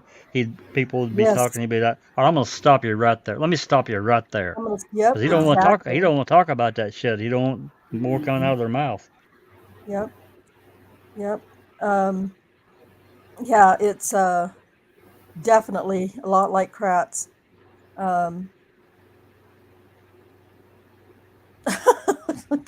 I'm guessing this is what you mean, Cherie. Liam says, did he make you touch his car inappropriately? Was the car embarrassed to have you inside it? Oh my God. Oh, Oh, Liam, you are Boo. always. Liam's a card. I'm telling you. He's got them, and he's got them quick and good too. Yes, he Pass the does. witness. Nope, there isn't enough Imodium to pass that witness. God. Oh man. That's Okay, funny. so I'm going to read Tabitha's part, and I'll go ahead and read the call outs as well, since they're mostly my comments and stuff. I won't be looking at any questions in the chats because I'm going to be scrolling. Reading. So if there are any questions or comments that I need to address, you guys will have to let me know. I'll try to flip back and forth a little bit there, Rhonda. Okay, thank you. Okay, the court says, may Mr. Williams be excused. Sorry, sorry, Cherie. You are He free may, to Your go. Honor. Oh, sorry. You are free to go, sir. State may call its next witness. I will, Your Honor. State will call Tabitha Barnes. As a matter of housekeeping, Your Honor, that was in regards to count 3. I might make an amendment to count 3. Would you like to do that before this witness or after? I think after, Judge. All right. I think it might be relevant for you to hear the other testimony before you consider that request. Right around over here, ma'am. Could you step over here by the bench just for a moment, ma'am? Right here is fine. Have a seat there in the witness chair if you would, please, ma'am. Mr. Giger will help you with the microphone. Just kind of make yourself comfortable as you can in a wooden chair, looking out toward the lectern out there in the middle of the room. When you are comfortably situated, would you please tell me your name? Tabitha Jean Barnes.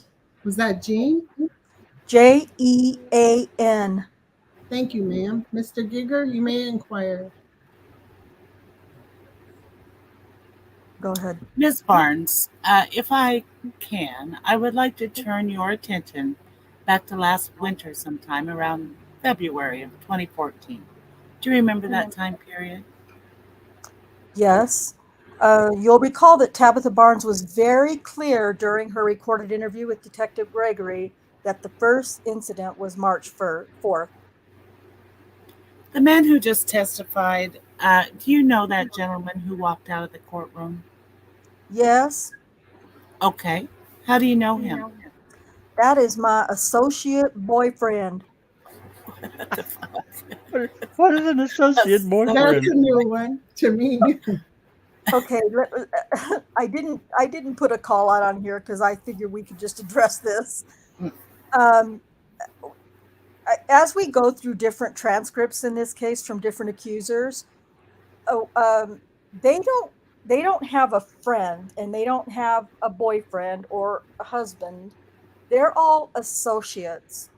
And Cherie and I finally determined late one night, a couple of years ago, that these are all associates uh, who Through they do drugs drugs. with and stuff like that, Yeah. because it's just really the only you know uh, contact that they Explanation. have with other people. Yeah. So associate boyfriend is just a kicker. It just cracked That's me up when funny. I saw that go through. Okay. At different times, you've been in a relationship with him. Is that fair? Yes, Back in February and March of 2014, were you in a relationship with him? yes, At times, would he stay at your house?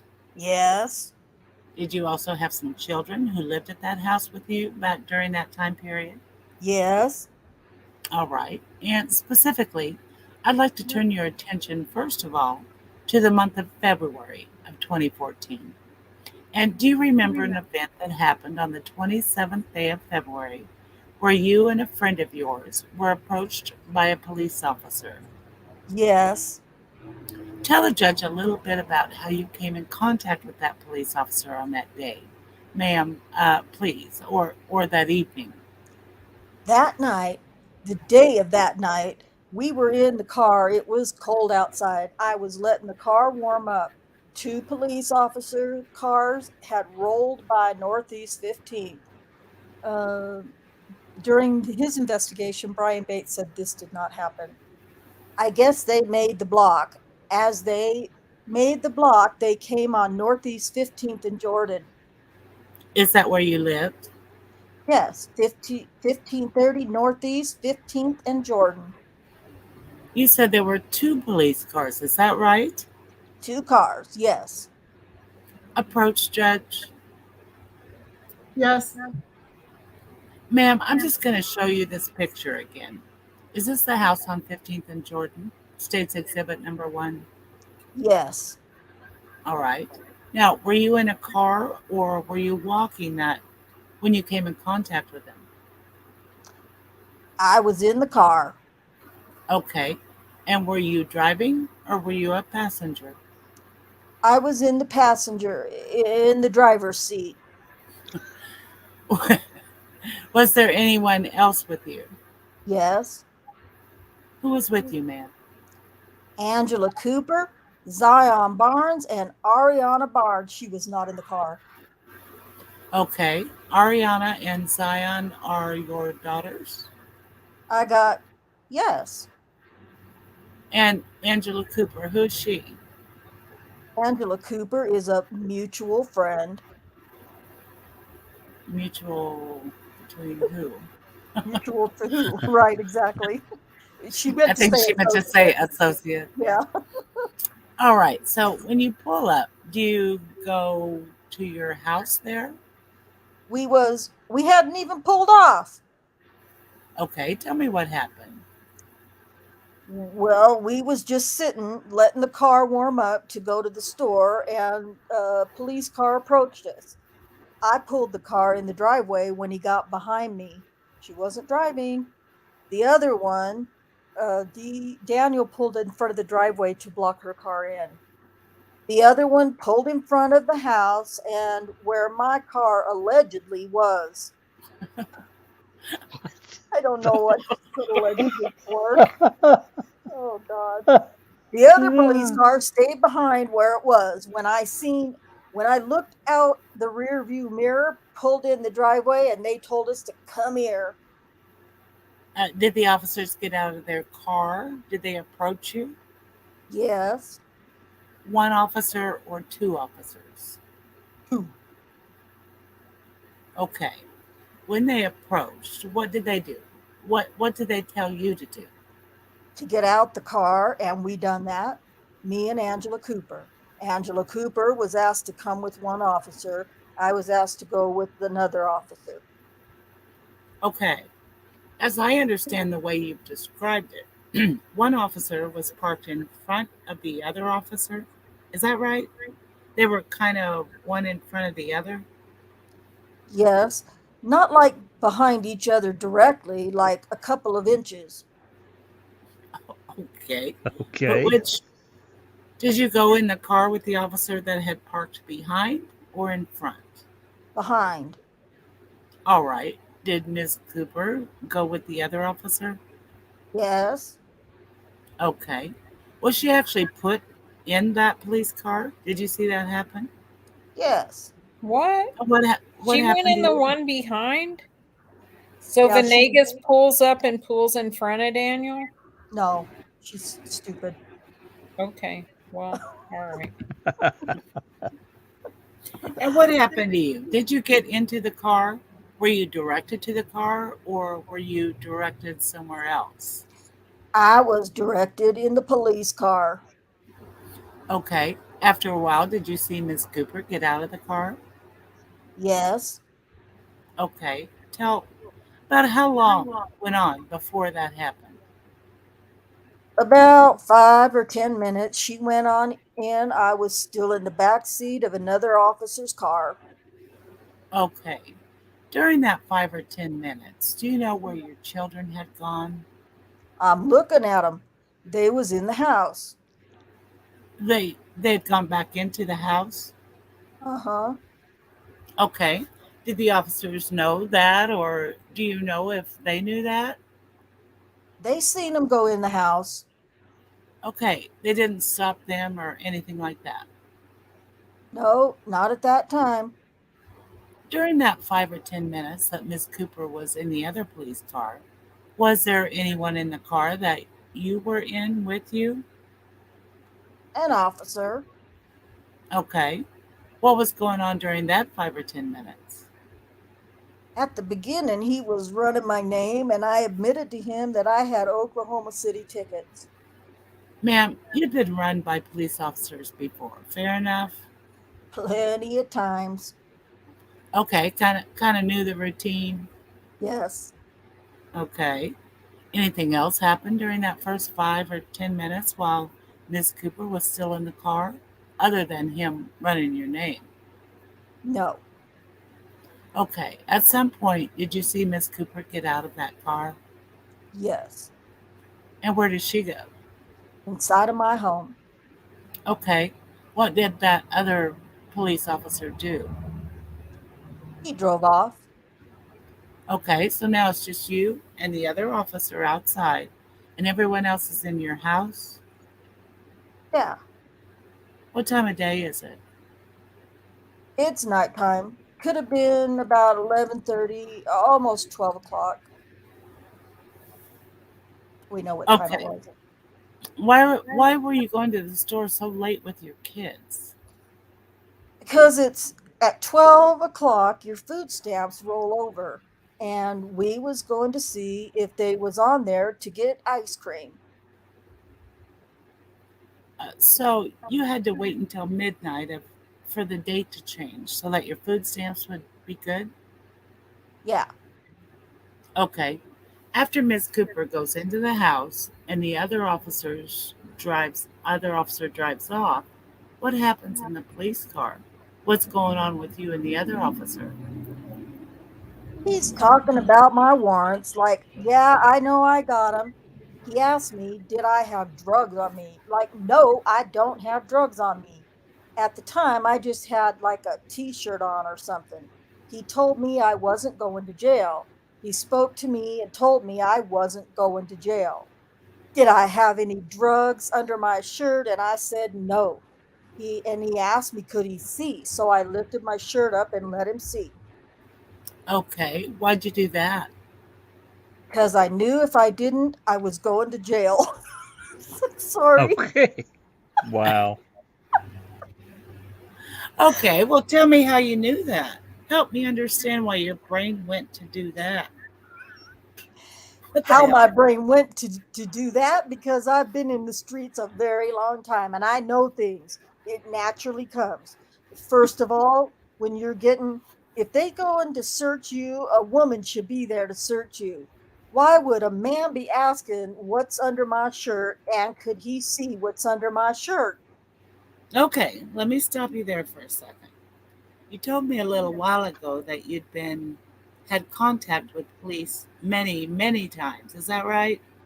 Yes, and if I was to be searched, they call a backup officer, which is a female, and she put her gloves on and she searched me.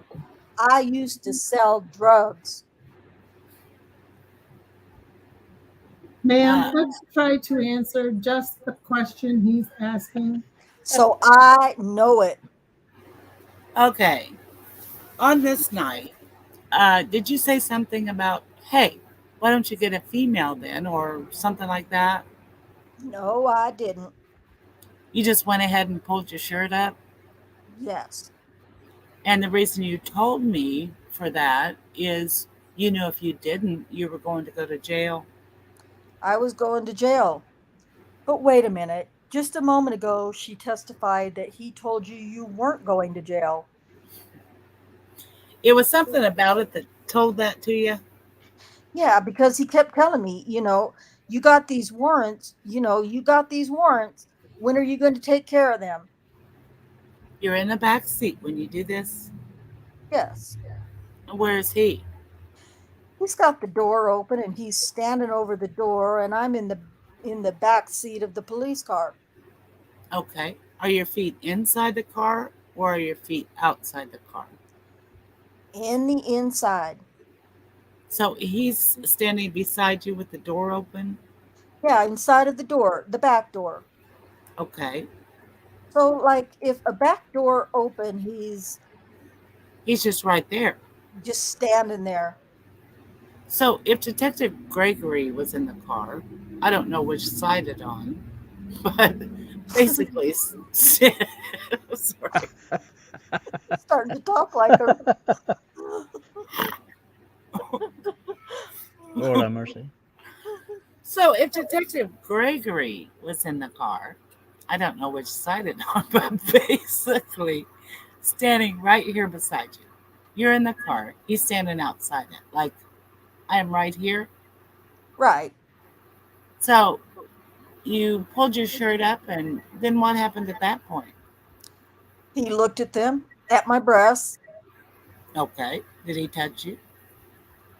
He asked me, was anything under there? And I said no. He lifted my breasts up and looked and he said, I'm going to let you get out and go in with your kids. All right. Now you said he lifted your breasts up, both hands, and you're doing a motion. He put both of his hands under your breasts and And lifted them up. I had no bra on. Remember, we talked about this. She told Detective Gregory that she did have a bra on. okay, skin to skin, Skin to skin. skin of his hands to your breast. Yes. Okay. And after you did that, and after you did that, there weren't any drugs, I'm assuming. No. Okay. Did he just say, okay, go back in then? Okay, go back inside with the kids. All right. That was the end of that day? Yes. Ma'am, do you know if you told anyone about what had happened whenever you went back inside?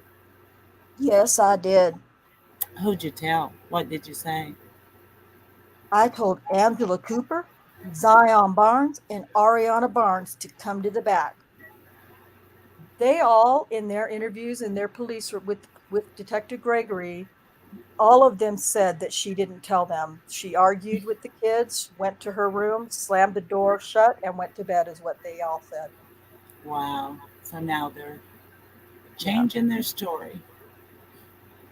And what did you tell them? When I walked in the house, they was like, "What happened?" And I told them that I had to show in my body to get out of the police car so I wouldn't go to jail. How did they react to that? For real, they were shocked. I'm like, "Do y'all believe me?" Said yes. How come you didn't call the police, ma'am? How come I didn't call the police? I didn't. I wanted it to just go away. I wanted it to go away. Ma'am, after that event in February of '07, oh, excuse me, in February of 2014, did this officer have the occasion? Did you come in contact with him again at your house?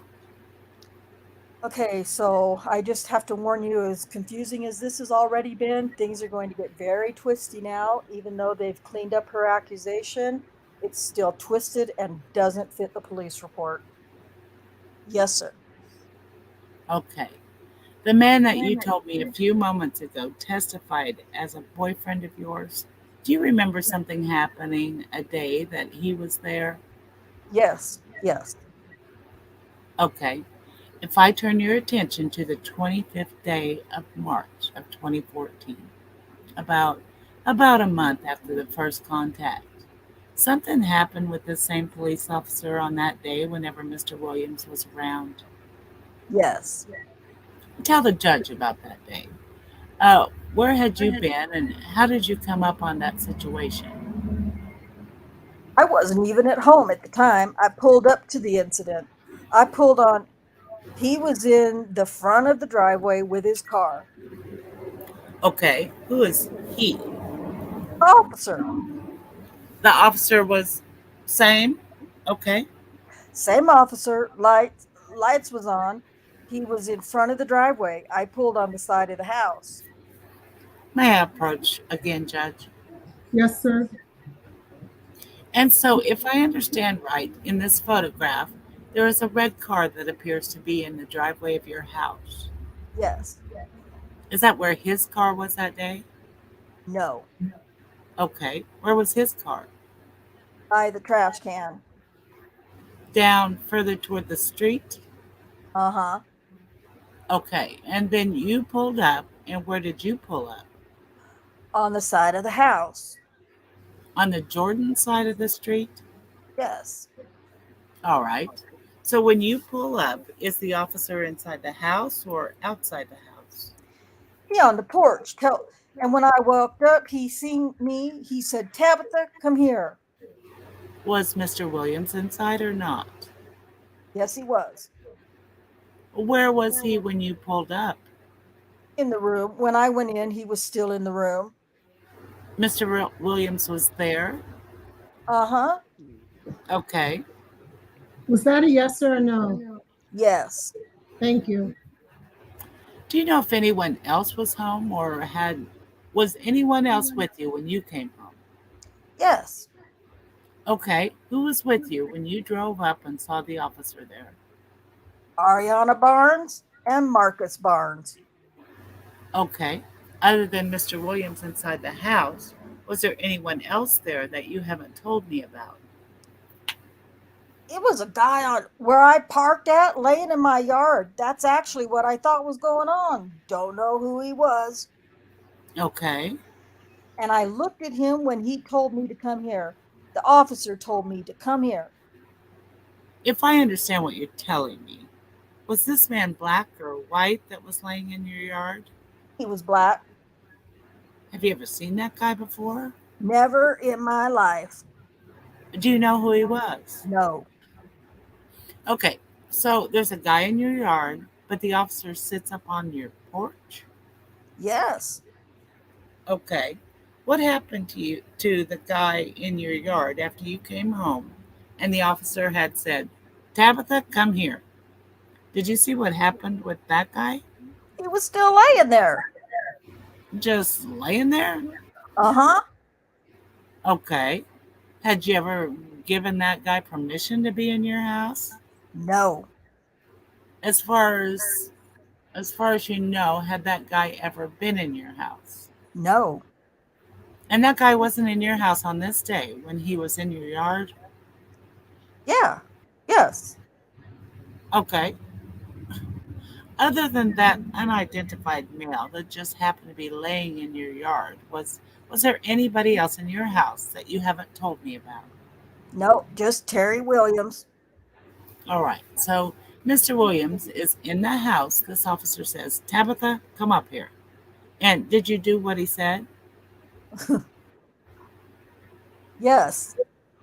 Oh, what happened then? After he called me up to the porch, he put me in the back of the police car. Okay. Back at the where you showed me a minute ago, back seat? Yep. Yes. Okay. Where did Mr. Williams and your children go while you went in the back seat of the police car? Ariana stayed on the porch. DJ Marcus stayed on the porch, and Terry remained inside. What happened then? Got in the back of the police car again, and he ran my name again, asked me what I've been doing. He asked about drugs? It wasn't that day. Okay. No, he did not. Not that day. In the recorded interview we listened to last week, she said that he always asked her if she had drugs. All right. I'm like, what are you doing? He's like, I've been all in your house. I said, why you all in my house? Where you be at? I'm like, I've been gone. You took care of your ticket yet? I said, no, I haven't got my income tax yet. Now, that's the first time we've ever heard anything about income taxes. In the recorded interview with Gregory, she said that her and her father were working on it. Right. Are your kids still on the porch when all this is going on? Yes, I said, you're scaring Ariana. So he called her to the car. Okay. And did you hear him say something to your daughter? Yes. What did he say? Your mama is okay. Are you scared of me? I can't recall exactly what Ariana said. And what happened after that?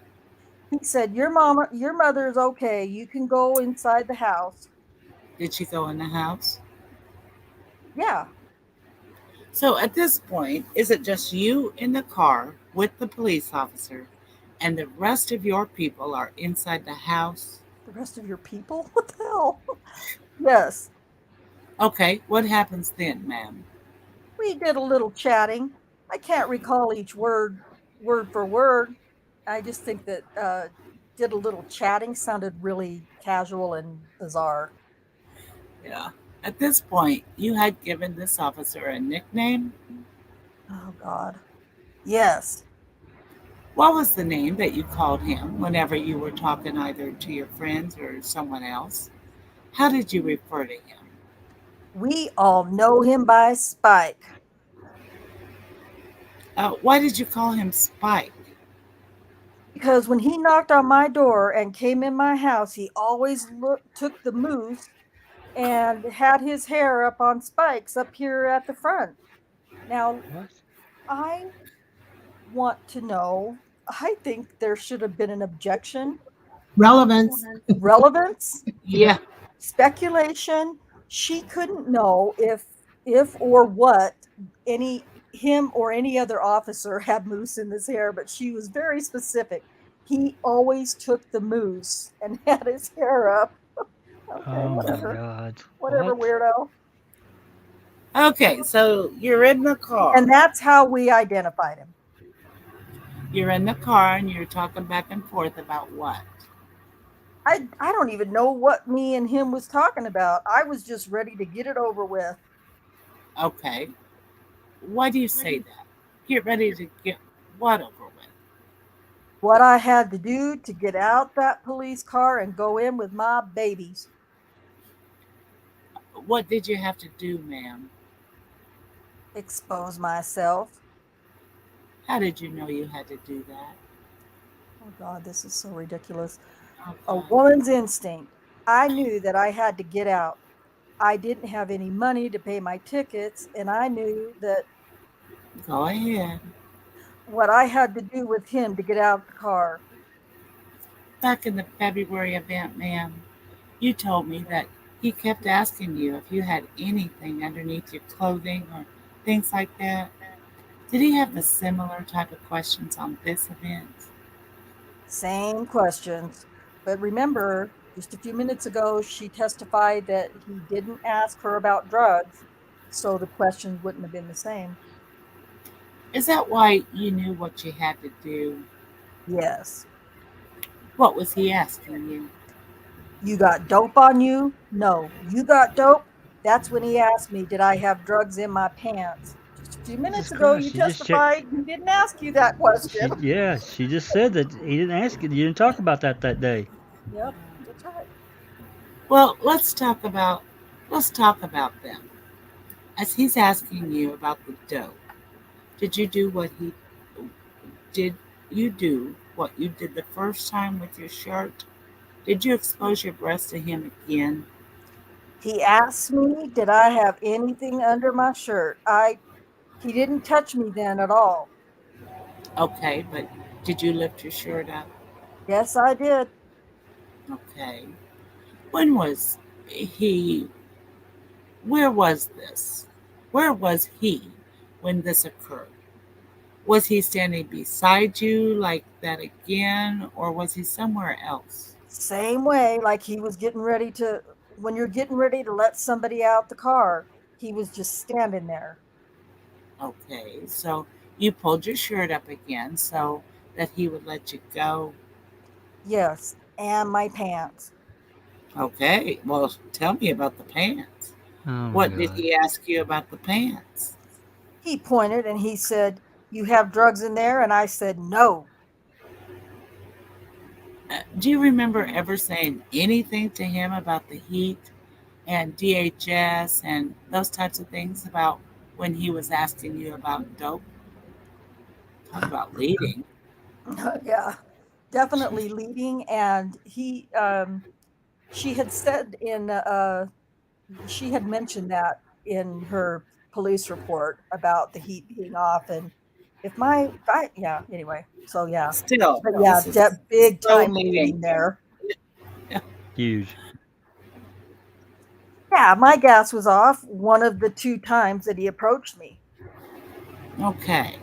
What did you say about that, or why did that come up during conversation? And I told him if I sold dope, my gas wouldn't be off and I wouldn't be waiting on DHS to pay the bill.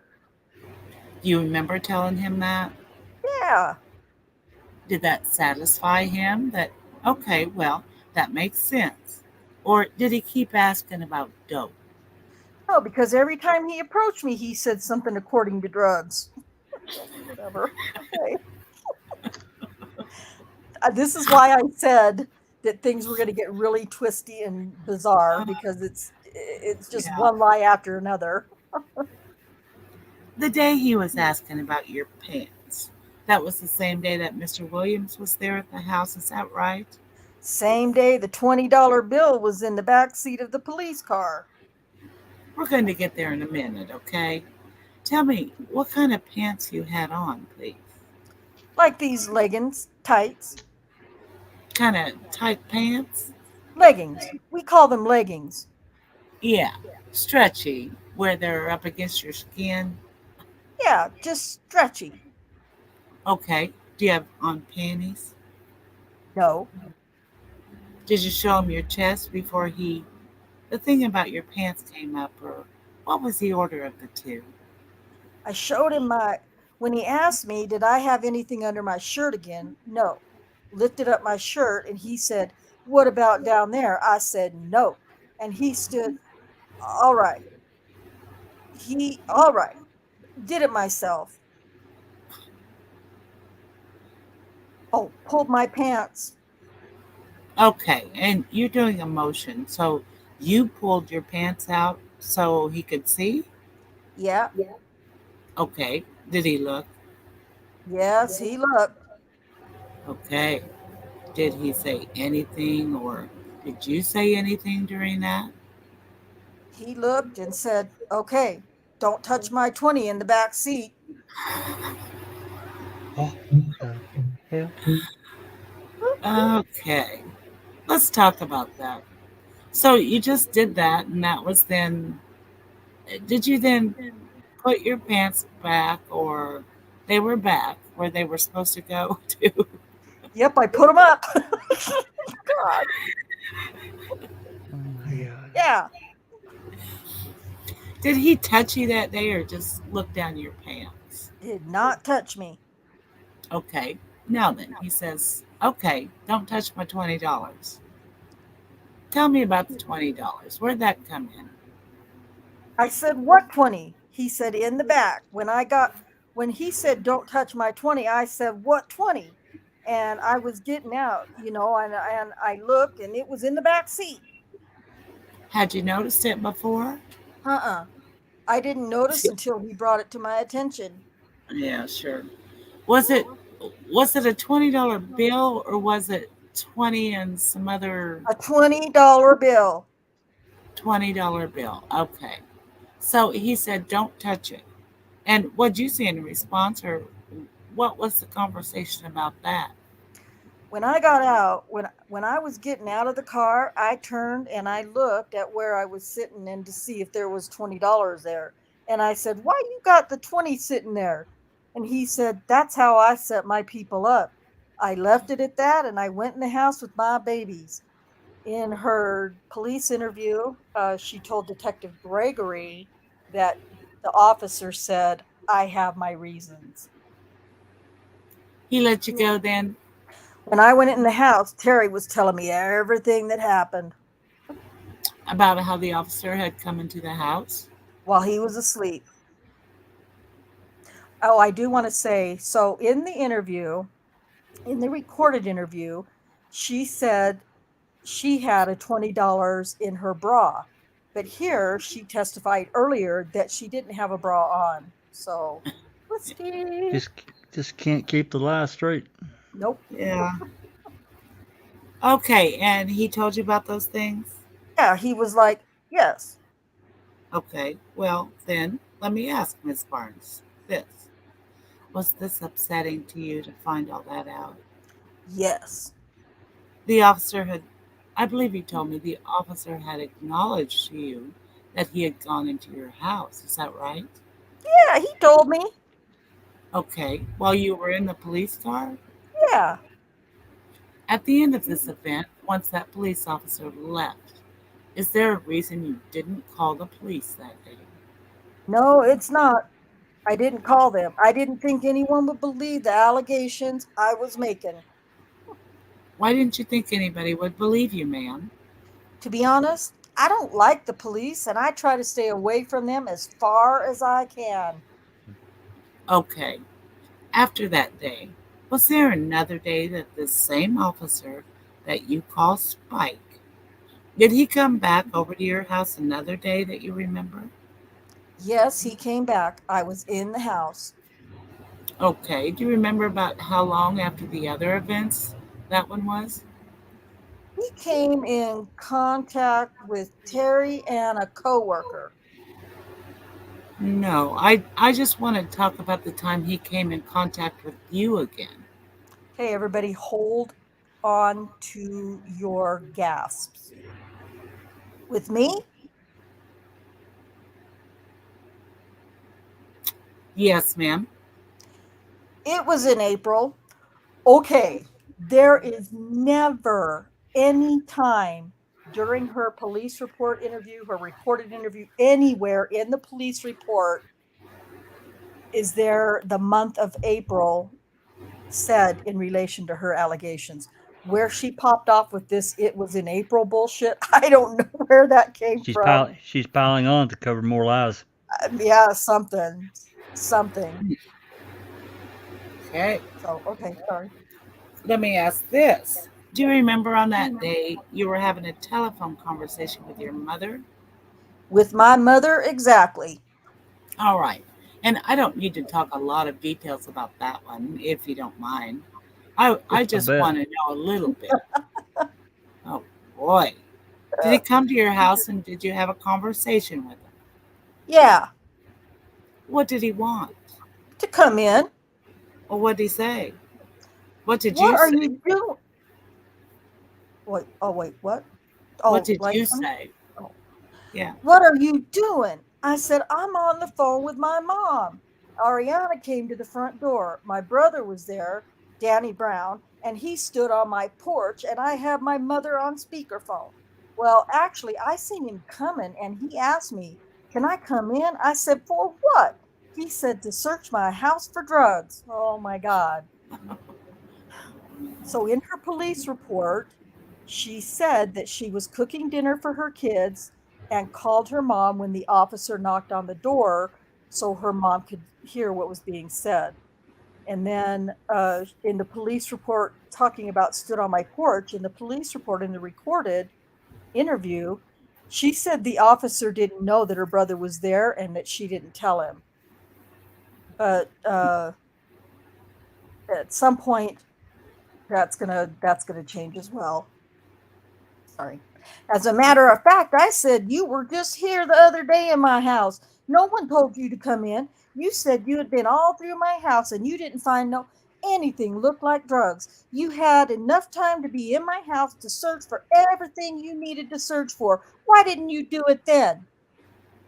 You told all of that to him? Yeah, I told him that. Did you let him in? No, I didn't. How did he react to that? Got mad. Okay. At some point, did he talk to your mom on the phone I had her on speakerphone so she could hear? so she could hear and he could hear her. Okay. Did she say anything? Why you harassing my baby? What did she say in response to that, if you recall anything? I can't say exactly. Did he say something back to her? He said, "Why did you?" Well, I know he said, "Why don't you have her come here then? Why don't you have her what? To come down here?" Meaning, why doesn't your mother just come on down here too? Is that what you mean? So I took this from the Avery deposition, kind of. Why doesn't Gigger just get sworn in so he can do the testifying for her? Besides, she didn't mention that anywhere in her police report. Absolutely. Oh my God, yes. When I was reading that, I'm like, oh my God, just get sworn in and testify, you fucker. Yeah. Yep. Okay. Yeah. Why? I said my mother is blind and she can't come here. At some point, ma'am, did you ever let him in the house that day? No. I told him when he go get his search warrant and stop coming by himself and bring other officers, I'll freely open my door. None of that was said in the police report, or Gregory didn't report it. And there were several other people at home that day with you. Terry Williams, Danny Brown, Ariana Browns, and Marcus Brown Barnes, and myself. Eventually, did he leave, ma'am? Yes. Did this event upset you that he came back to your house again, wanting in? Did it bother you? Yes. Did your mother give you some advice about what you should do? Yes, she did. What was her advice? Pack up and leave. Did you leave that house that's shown in that picture on State's Exhibit number 1? Did you pack your kids and get out? Yes.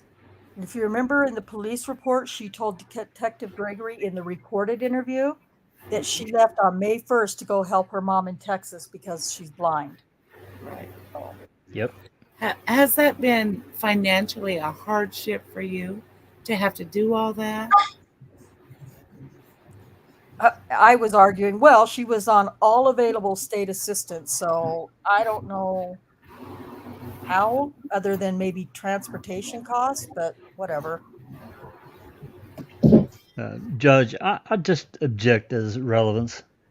Relevance, Mr. Geiger? I think part of the element, Your Honor, is threats of force and fear and things that she did. So it may be relevant that way, but I'll move on. Objection is sustained. Ma'am, do you recognize the police officer that you've referred to as Spike and that did these things to you that you've talked about? Yes, I do. Ma'am, can you tell me where he's sitting and what he's wearing, please? He's sitting at this table next to the guy in the red tie. Okay, let me do this. There's a man right here, and there's a man right here, and there's a man right here. Are you with me? Yes, sir.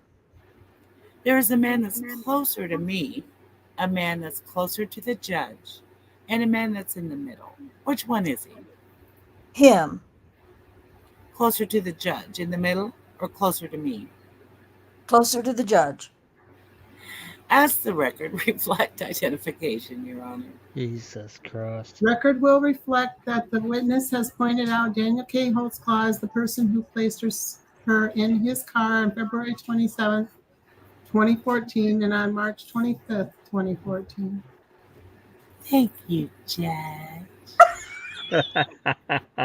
No doubt. He's Oh, feeling goodness. classy, is he? Oh, God. Yeah. Ma'am, do you remember the address of your house that's shown in that photograph? Yes, sir. What was the address? 1530 Northeast 15th and Jordan 73114.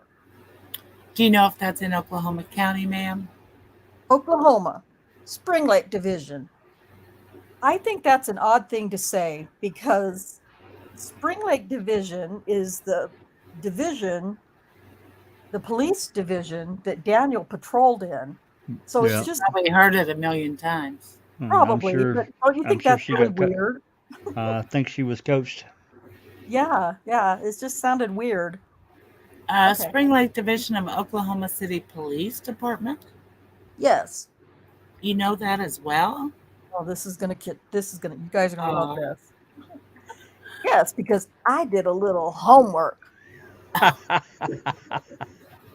So my comment here is I always encourage doing research, but I'm questioning the reasons for Barnes doing a little homework. First time in her life. Yeah. Thank you, ma'am. Mr. Adams is going to ask you some questions, all right? Pass the witness, Judge. Cross-examine. Ms. Barnes, you've told us about 3 instances of you coming into contact with Officer Holtzclaw, correct? Yes, sir. And you would agree with me that you are a convicted felon. Yes, I am. And I think you made your feelings pretty evident in that you don't like the police.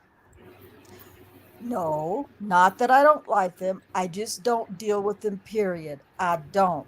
But she just testified, page 178, lines 19 and 20.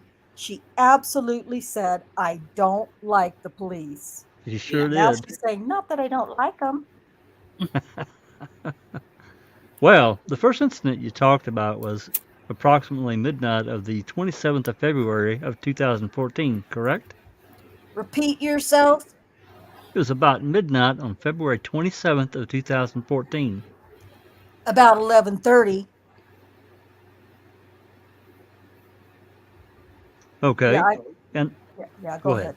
No, No, go ahead. Read that. Well, I Go was ahead, just read going that. to say, perhaps I'm nitpicking again, but the time was 12:06 a.m. So Adams is more correct. Yeah, Yeah, it's not absolutely. nitpicking. It's not nitpicking at all. Yeah. Okay. All right. And that's when you were sitting in the car with your friend Angela and the two kids, Zion and is it Ariana? Yes, sir. We know it And you wasn't said, Ariana. I've said it a million times. It was Kiara, Zion's friend, Kiara Cooper, and she, as far as I could tell, was no relation to Angela Cooper. there you go. Yes, sir. And this is when the two police officers arrived, and Angela got into one police car, and you got into another, which was Officer Holtzclaw's. Yes. Okay. And after Angela was released out of her squad car, and she went on inside. Yes. And this is when you say that he asked you about what if you had any drugs on you, like this, and he was motioning towards your chest, and you lifted it up. No. He pursued to me that I had city tickets. As time was spent in the police car, he asked me, did I have drugs on me? I'm like, being petty here, but what? He pursued me. He pursued to me that I had city tickets. What the Have hell? you ever God. been pursued to? Have you? Haven't either. Did you have a what? Drugs on you? Drugs. And you told him you didn't. I told him I didn't. Okay. The second time is an event where there is a man passed out in your yard, correct? Yes. And that's pretty unusual, is it not? Yes. That's why I thought he was there. Well, and you would expect the police to do something about that, would you not? Right. But he kicked him, told him to move on. And she's adding to her story now. Hmm. Okay, and did he move on out of your yard? Yeah. Didn't. Now, again, and then the third event was the one where you say he came and knocked on your door and you wouldn't let him in, correct? Yes. And you believe that was in April of 2014. Very frustrating that Adams didn't follow up on this. Yeah, very. He questioned her, but he didn't follow up. Yes. You would agree with me that at no time did you ever report any of this to law enforcement. No, I did not. And in fact, they came to you, correct? Yes, sir. In August of 2014. Yes, sir. And after this event in April, Officer Holtzclaw never came back and knocked on your door, correct? Incorrect. He did come back and knock on your door? Yes, I didn't open. You did what? I did not open. Okay. Did you report that to the detective when you were interviewed in August of 2014? Yes, I did, but I didn't come in contact. He just knocked on the door. I did not open. He didn't force his way in. He walked off and got back in his car. Okay. And how many times did that happen? How many times did what happen? Did he come and knock on your door and you didn't answer? A lot. A question mark, no doubt. And you never thought to call 911 or to report that in any way? No. Pass the witness. Redirect. Your Honor, I don't think I have any questions. Ms. Barnes, that is all the questions we're going to ask you, ma'am. You can push that microphone aside where it's out of your way, and you may step down from the witness stand, and you are free to leave. Thank you for being here. Oh my I God. have to thank God that's ask, over. is there any evidence that Daniel went back by there many times? And Well, stopped? if there is, we don't. There's no ABL of it or no reports of it that I'm aware of. And they You would have think they reported would that. have They they would would have pulled that. drug that out. They would Yep. have pulled Absolutely, it out. Susan. They would have. No doubt. Uh-huh. You betcha. Mhm. More lies. All lies. Wow. Kay, yeah. Kay makes a good point. Income tax. She doesn't have a job. Exactly. I Exactly. didn't even think about that. Good Oh, I point. did immediately. Yeah. How's she getting Even income tax? even with earned income credit, you have to report some income or you can't qualify. And probably not state assistance. I can't remember in her deposition because I know they ask all the people, all the accusers in their depositions, their job history, and they went back to their first job ever. So Yeah. I can't remember what she said, but I don't recall her having a job ever. I don't recall her ever having a job either. I can't think of anywhere where I've heard of her having a job. So, yeah. Oh man, it's telling you, this is just it's bizarre how weird her story is. And you guys, that's not even the good stuff. The good stuff's coming next week. Well, it's understandable that she wants to get back at Daniel Yeah. for pulling her over and Yep. harassing her, as she Yep. calls it, for I doing agree. his job. And she has a chance to nail his ass when she's Well, asked if she was She ever got him to assaulted. quit watching her house, didn't she? Yep. Yeah. But Yeah. Yeah. but if she moved in May, am I remembering that right to go help her mom? May 1st. She was only gone 1 month. She didn't actually move. Oh, okay. I got you. I And understand. in trial, I mean, I can tell you little snippets of the trial. At trial, I believe she testifies that she left the very next day, so March 27th. Yeah. I believe that comes out in trial that she left the very next day, and it's a big thing. It's a deal. But then she also said he was there in April. I have no idea where April came from because Scott Adams was asking her about March 26th, and she said it was in April.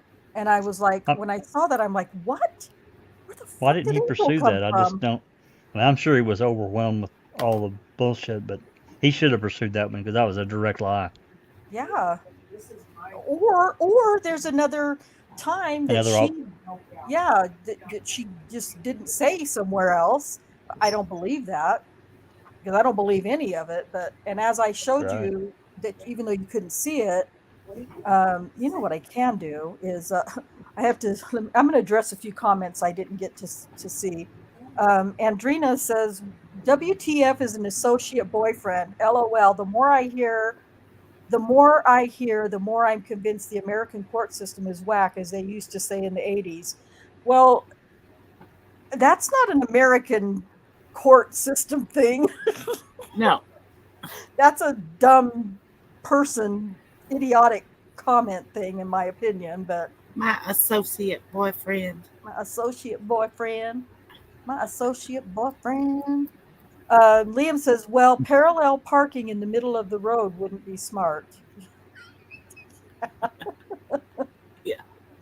How this was just something I was going to put. I actually had this in as a call out comment, but I didn't. I took it out. But how dare he just stand there? I was, when she said that, I was like, he stood where, when, what? I mean, was he sitting before? Because the way she said that, he just, she said he stood up or something, and I was like, stood up from where? It just was weird. And then Andrina says, Detective Gregory. I'm not sure what that question was for. There was one place when she was talking, I think Tabitha was talking about being in the car, and she said something about made it almost sound like Detective Gregory was participating somehow. Oh, I think okay, so I think when Gigger was asking that question, I think he was referring because Kim Davis and Ross Gregory were second chairs. Yeah, the And so, position of him in the yeah, courtroom. and he was, yeah. So I think she was referring to him as an example of where Daniel may have been standing, is what I thought. Yeah. Um, so, and Yeah, that was a courtroom demonstration. yeah, for sure. So I missed this. Her tribe was in a teepee. I don't know what that was in reference to. Um, let's see. Oh, Kay says, although Detective Gregory questioned her in his car twice, he never searched her. Yeah. Yeah. I didn't know I missed what they were talking about, so that's kind of irrelevant. I think Um, that's going back to them pointing Gregory out in court or something. oh, yeah. Courtroom Right. demonstration. So I was Yeah. just trying to, Keep the flow going. I guess. Hey, Jazz Naz, it's great to see you. Thanks for Jazz. watching in Foul Play. I appreciate it. Let's see here. Liam says not a little bit of her mother, but exactly her mother. I know. I'm like, yes, my mother exactly. I'm like, what? I don't know what she sounds like. Oh man. Shane Henry says, sounds like Kratz upset answering any conflict questions. Yeah. The whole thing is a freaking conflict. The whole preliminary testimony. Hey, I was Jinx. a driving passenger. Was a driving passenger. Yeah. Oh my gosh, it's just crazy. Hey, Jinx. Is that like a backseat driver? Maybe. A driving passenger? Oh, Yeah. wait. Maybe she had a mail car. Had a what? A mail car, and the steering wheel was on the passenger side. Oh yeah. Oh, Could been. Just being stupid. No, Or well, Taurus, or whatever that was. there's Saturn. Saturn. Although in the police report, Angela Cooper, in her interview, says that she was driving her white, might have been Taurus, because she said that she was driving a white car. So I don't even know. Like they're all jacked up. Liam says, of course I was bothered. I didn't want him coming in and seeing the lines on the coffee table. For real. Yeah. And there's just so much. Let's see here. Shane Henry says, that word recall makes me cough as they do it in the. I know it's ridiculous. It's Shane. You sound like me and Kay and Cherie, and Susan and everybody. A lot versus a lot. I know we get really frustrated reading some of this stuff because it's so poorly worded and Remind me punctuated again and their first contact with her. huh? Their attempt. Remind me again their first attempt to contact her. They contacted her for the first time on the 14th of August. Okay. That was They went to her house or called at her. her house, yes. And that's when she was tired / tweaking hard. Yeah. Oh, yeah. And they told her they had gotten a tip. Yes. Probably. Sure. He Yeah. said I can't remember his exact words, but that you've been sexually assaulted by a police officer. Yeah. I don't know if he said tip or not. He might have. It's hard to know because it wasn't recorded, and so who knows exactly what got said. So, all then right. Gregory says he went back 5 more times before he actually made contact with her on the 17th. Yeah, Lots of time to get to her story. But in the meantime, he's also questioning Carla Raines and Florine. Exactly. Let's see. Was Florine Chlorine. No, not Carla Raines and Was or Carla Carla Johnson. Johnson? Carla Johnson. Yeah. Okay, so they were, Cor- and they were Corey. known to go to her house, right? Go to Or whose house? was Sorry. to go to Tabitha's.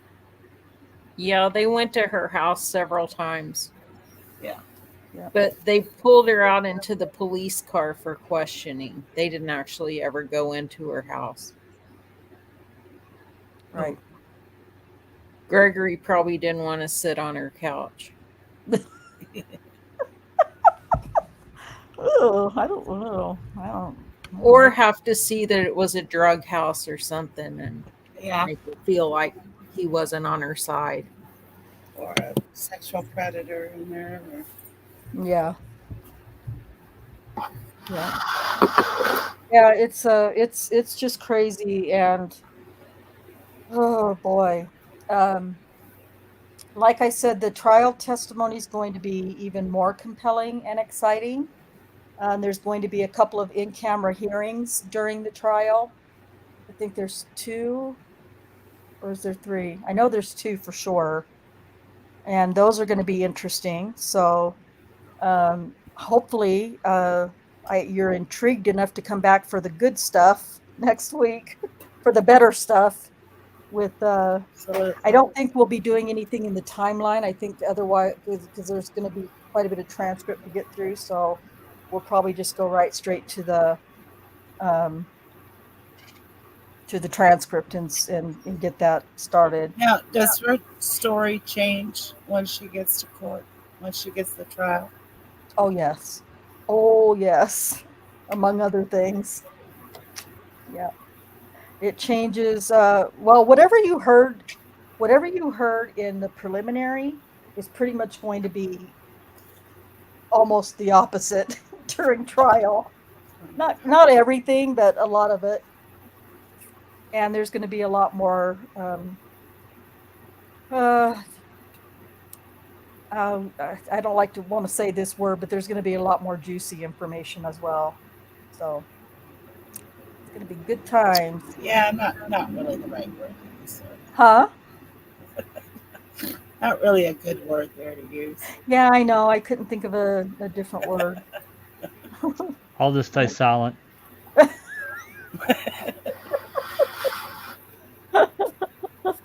Oh gosh. All right. Well, if there's any more questions or comments from the chat, we'd be happy to address them. Again, I want to thank everybody from watching in Foul Play for being here and being a part of Daniel's case via Foul Play. We really appreciate that. And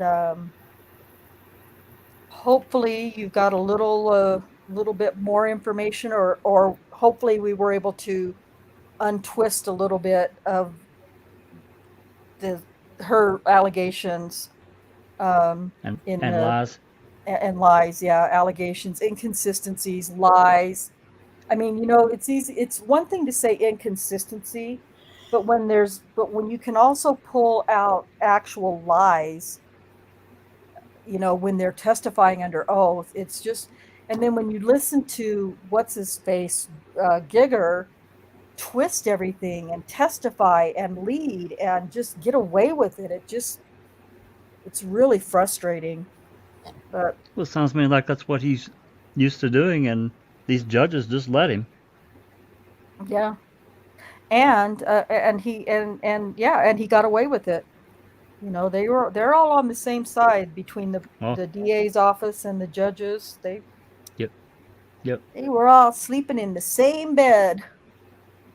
Anyway. All right. Well, before we take off, Jack, have you got anything? Any other comments or any other? Well, first, yeah, I've got a couple. I really All right. enjoyed going through this and further understanding who Tabitha Barnes is and her allegations and bullshit. Again, pardon my French, but that's what I just call it like it is. Because she backpedaled, she flipped her story.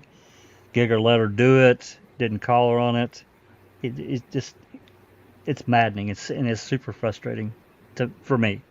I'm not a lawyer, but you get what you pay for. So I appreciate that and all the work that you ladies do. It's fantastic, and hopefully this is going to all pay off in the post conviction. I know that's being worked on. So, Amen. well, yeah. And second thing, obviously reading with the crew is coming up this Saturday, Foul Play, 5 Central. Um, Doc is well, he sent me more slides, actually quite a few, and we got some audio to listen to in furtherance of. I know he's going to try to wrap up this chapter.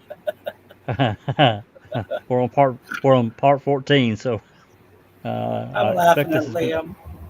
I'm sorry. Oh, no, it's fine. What did Liam say? He's saying goodnight to all his associates. That I'm Liam is sorry, on it. Jack. Oh, you're fine.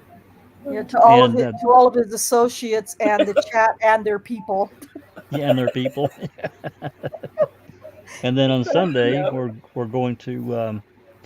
We haven't done anything for Brendan in a while, and that really wasn't my plan. But we were doing recording on Jeff Jones, our discussing your murder, and I thought, this is probably a good time to revisit Brendan's case.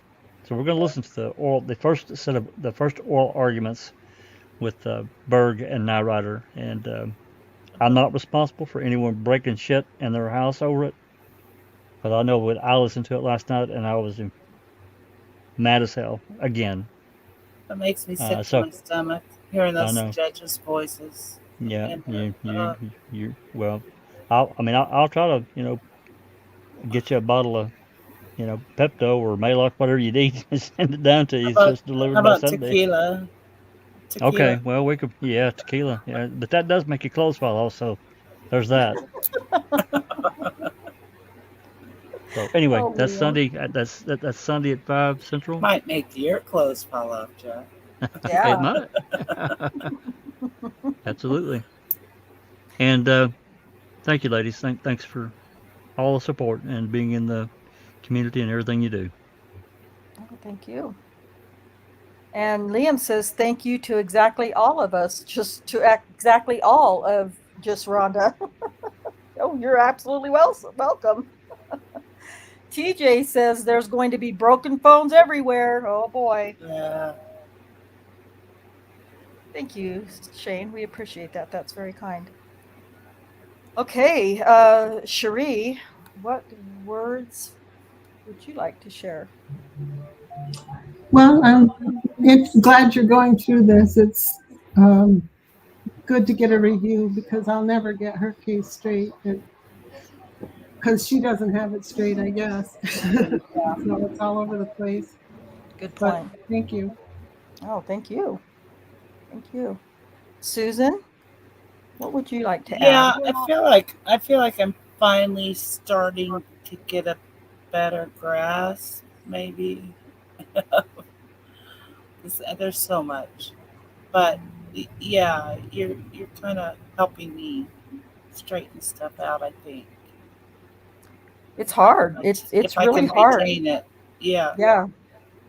Hers is That's the key. extremely difficult to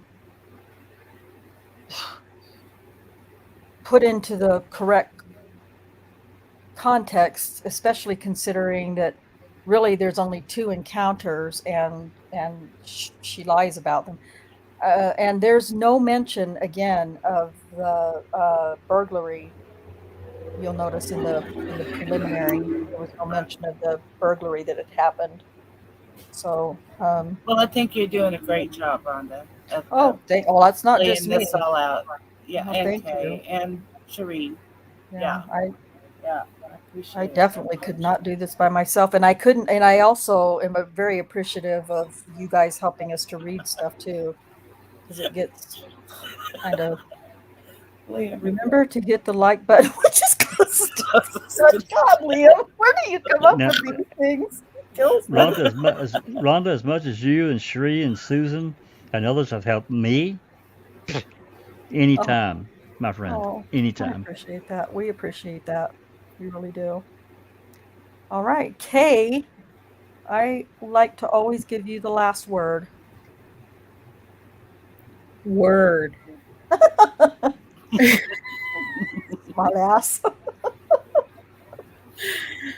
Man, I'm just thinking about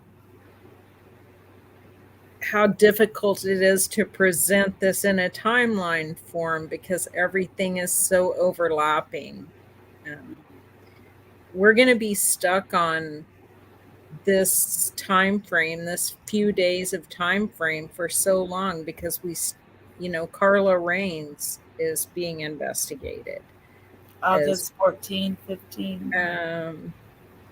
7. Did we go 18th. through the 17th, Rhonda, on the I timeline? think we start on the 17th, or Carla Johnson and Carla Raines, actually. But And Chlorine Mathis. and So yeah, they're all, and Tabitha, they're all being cultivated at the same time. And they even mentioned Rosetta. Oh, yeah. And Rosetta's, that's right, Cherie. So Yeah. it's, as Jack said, it is a clusterfuck. They're working their asses off, aren't they? Well, Yeah. Bury him. they just keep finding these women and it just keeps creating more work. Yep. You know yeah, what would be nice to see, Kay, and everybody, and I don't know that it can be done. It probably can, but I would like to see like and I don't want to overcomplicate this. Actually, I'm trying to simplify it because visual to me has such an impact, and that's a bar graph of each one of these of dates and times of each one of their interviews and interactions. Oh, yeah, that's interesting. that would definitely be interesting. You would see a big cluster of shit going on right at this time period. That's right, you would. That's why I'm 'Cause saying that this it took a visual. minute, but they told him to find more accusers. And so they contacted a whole bunch of people and and they also told him, oh, okay, now get the blue sheets ready. But oh, well, shit, they have all these people who said they're victims, so they can't do blue sheets until they work the case and pile them on. So yeah, they're not getting much sleep right now at this point in the investigation. Yeah. They're excited. Yeah, they're excited. Oh yeah. You can see it in their emails. Some of the emails coming up are funny because now the brass is trying to take a look at this and see how all the dates and timelines, AVL and reports and radio traffic, and how all this lines up, and they're missing some stuff, so they're frustrated. So Yeah. while these detectives are trying to finish working these cases that they've cultivated, they're also having to answer questions of the brass because Yeah. they don't want to look stupid. They need to make sure that they have all their ducks in a row, and then it sounds like a solid story. Yep. It's ridiculous. Of course, Liam says, I know these comments are likely to get me sent to jail, so I'm lifting my t-shirt. Are you exposing your breasts too? Pull your pants out a little bit, honey. Yeah, go put on your stretchies and pull them open so we can see. TJ, you can go wild, just don't drop the soap. Oh yeah, that's what I hear. Liam, can anyone help me find out who this bloke is on my lawn, or free ride in a black police car for anyone with information? Listen, that is I'm wearing no bra. that is very, very bizarre.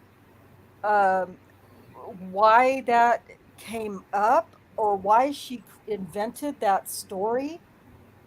Um, there's like no explanation for that. Kay, what do you think? I mean, what can you imagine why she would do that? Why she would say that? What story?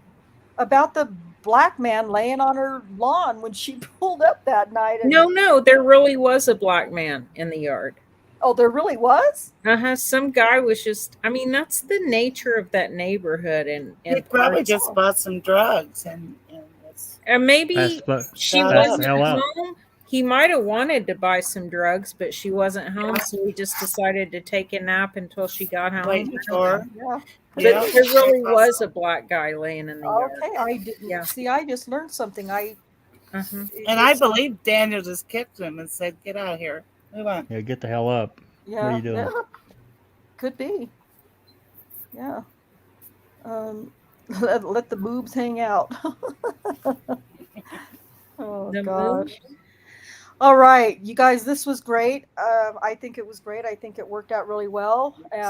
I hopefully, like I said, we've untwisted it a little bit for you, and even though we've tried to unpack it a little bit for you, it's not going to help once we get to trial because it's going to get pretty Great. insane. So that's just one, another thing that we'll have to. I've been working on that since last week, since Friday morning last week. I've been working on the trial, highlighting inconsistencies and things like that. So hopefully I'll be able to keep working just as hard on it because I spent every single day working on the preliminary. With in-camera hearing, I don't know that there'll be like a lot of highlighting or call outs or anything in the in-camera hearings. But I'm telling you guys, you don't want to miss next week. So that's awesome. It's let's see. TJ says it's downtown OKC. Not surprised. We're gonna have to get you on here one night sometime, TJ, so we can hear all of your little stories. We're still gonna make a coffee date for next month too. So Liam, Coffee. we're all hanging out here with just Rhonda. Awesome. Did you I say? love it. Did you say coffee? Yep. Well, not everybody's up to a shot or something. So Okay. I mean, I drink coffee too, even in summertime. You can't get me away from it. But I it's don't even know. hotter. It's even hotter where you're going. So I was just gonna say, Kay says we can expect to be miserably hot and humid. So I don't know. We They might do have to have air conditioning in Oklahoma. Okay. yeah, maybe. hope so. Well, we kind of have a plan to try to do all of our sightseeing of downtown during the mornings. Lots And of we do photos have a and few video. nighttime visits we have to do too, though. Lots of photos and video. Yep, Usually that time of year, it's in the hundreds. I know. Yeah, I'm not sure how. You know what? We did not know. We were under the impression, under your scars, there wasn't going to be a rally in Wisconsin. And Cherie and I weren't really, we're like, it's like a tradition now for us to vacation together in July. So I said, let's just go to Oklahoma. And so we planned our trip to Oklahoma instead. So we're not going to be at Rally this year.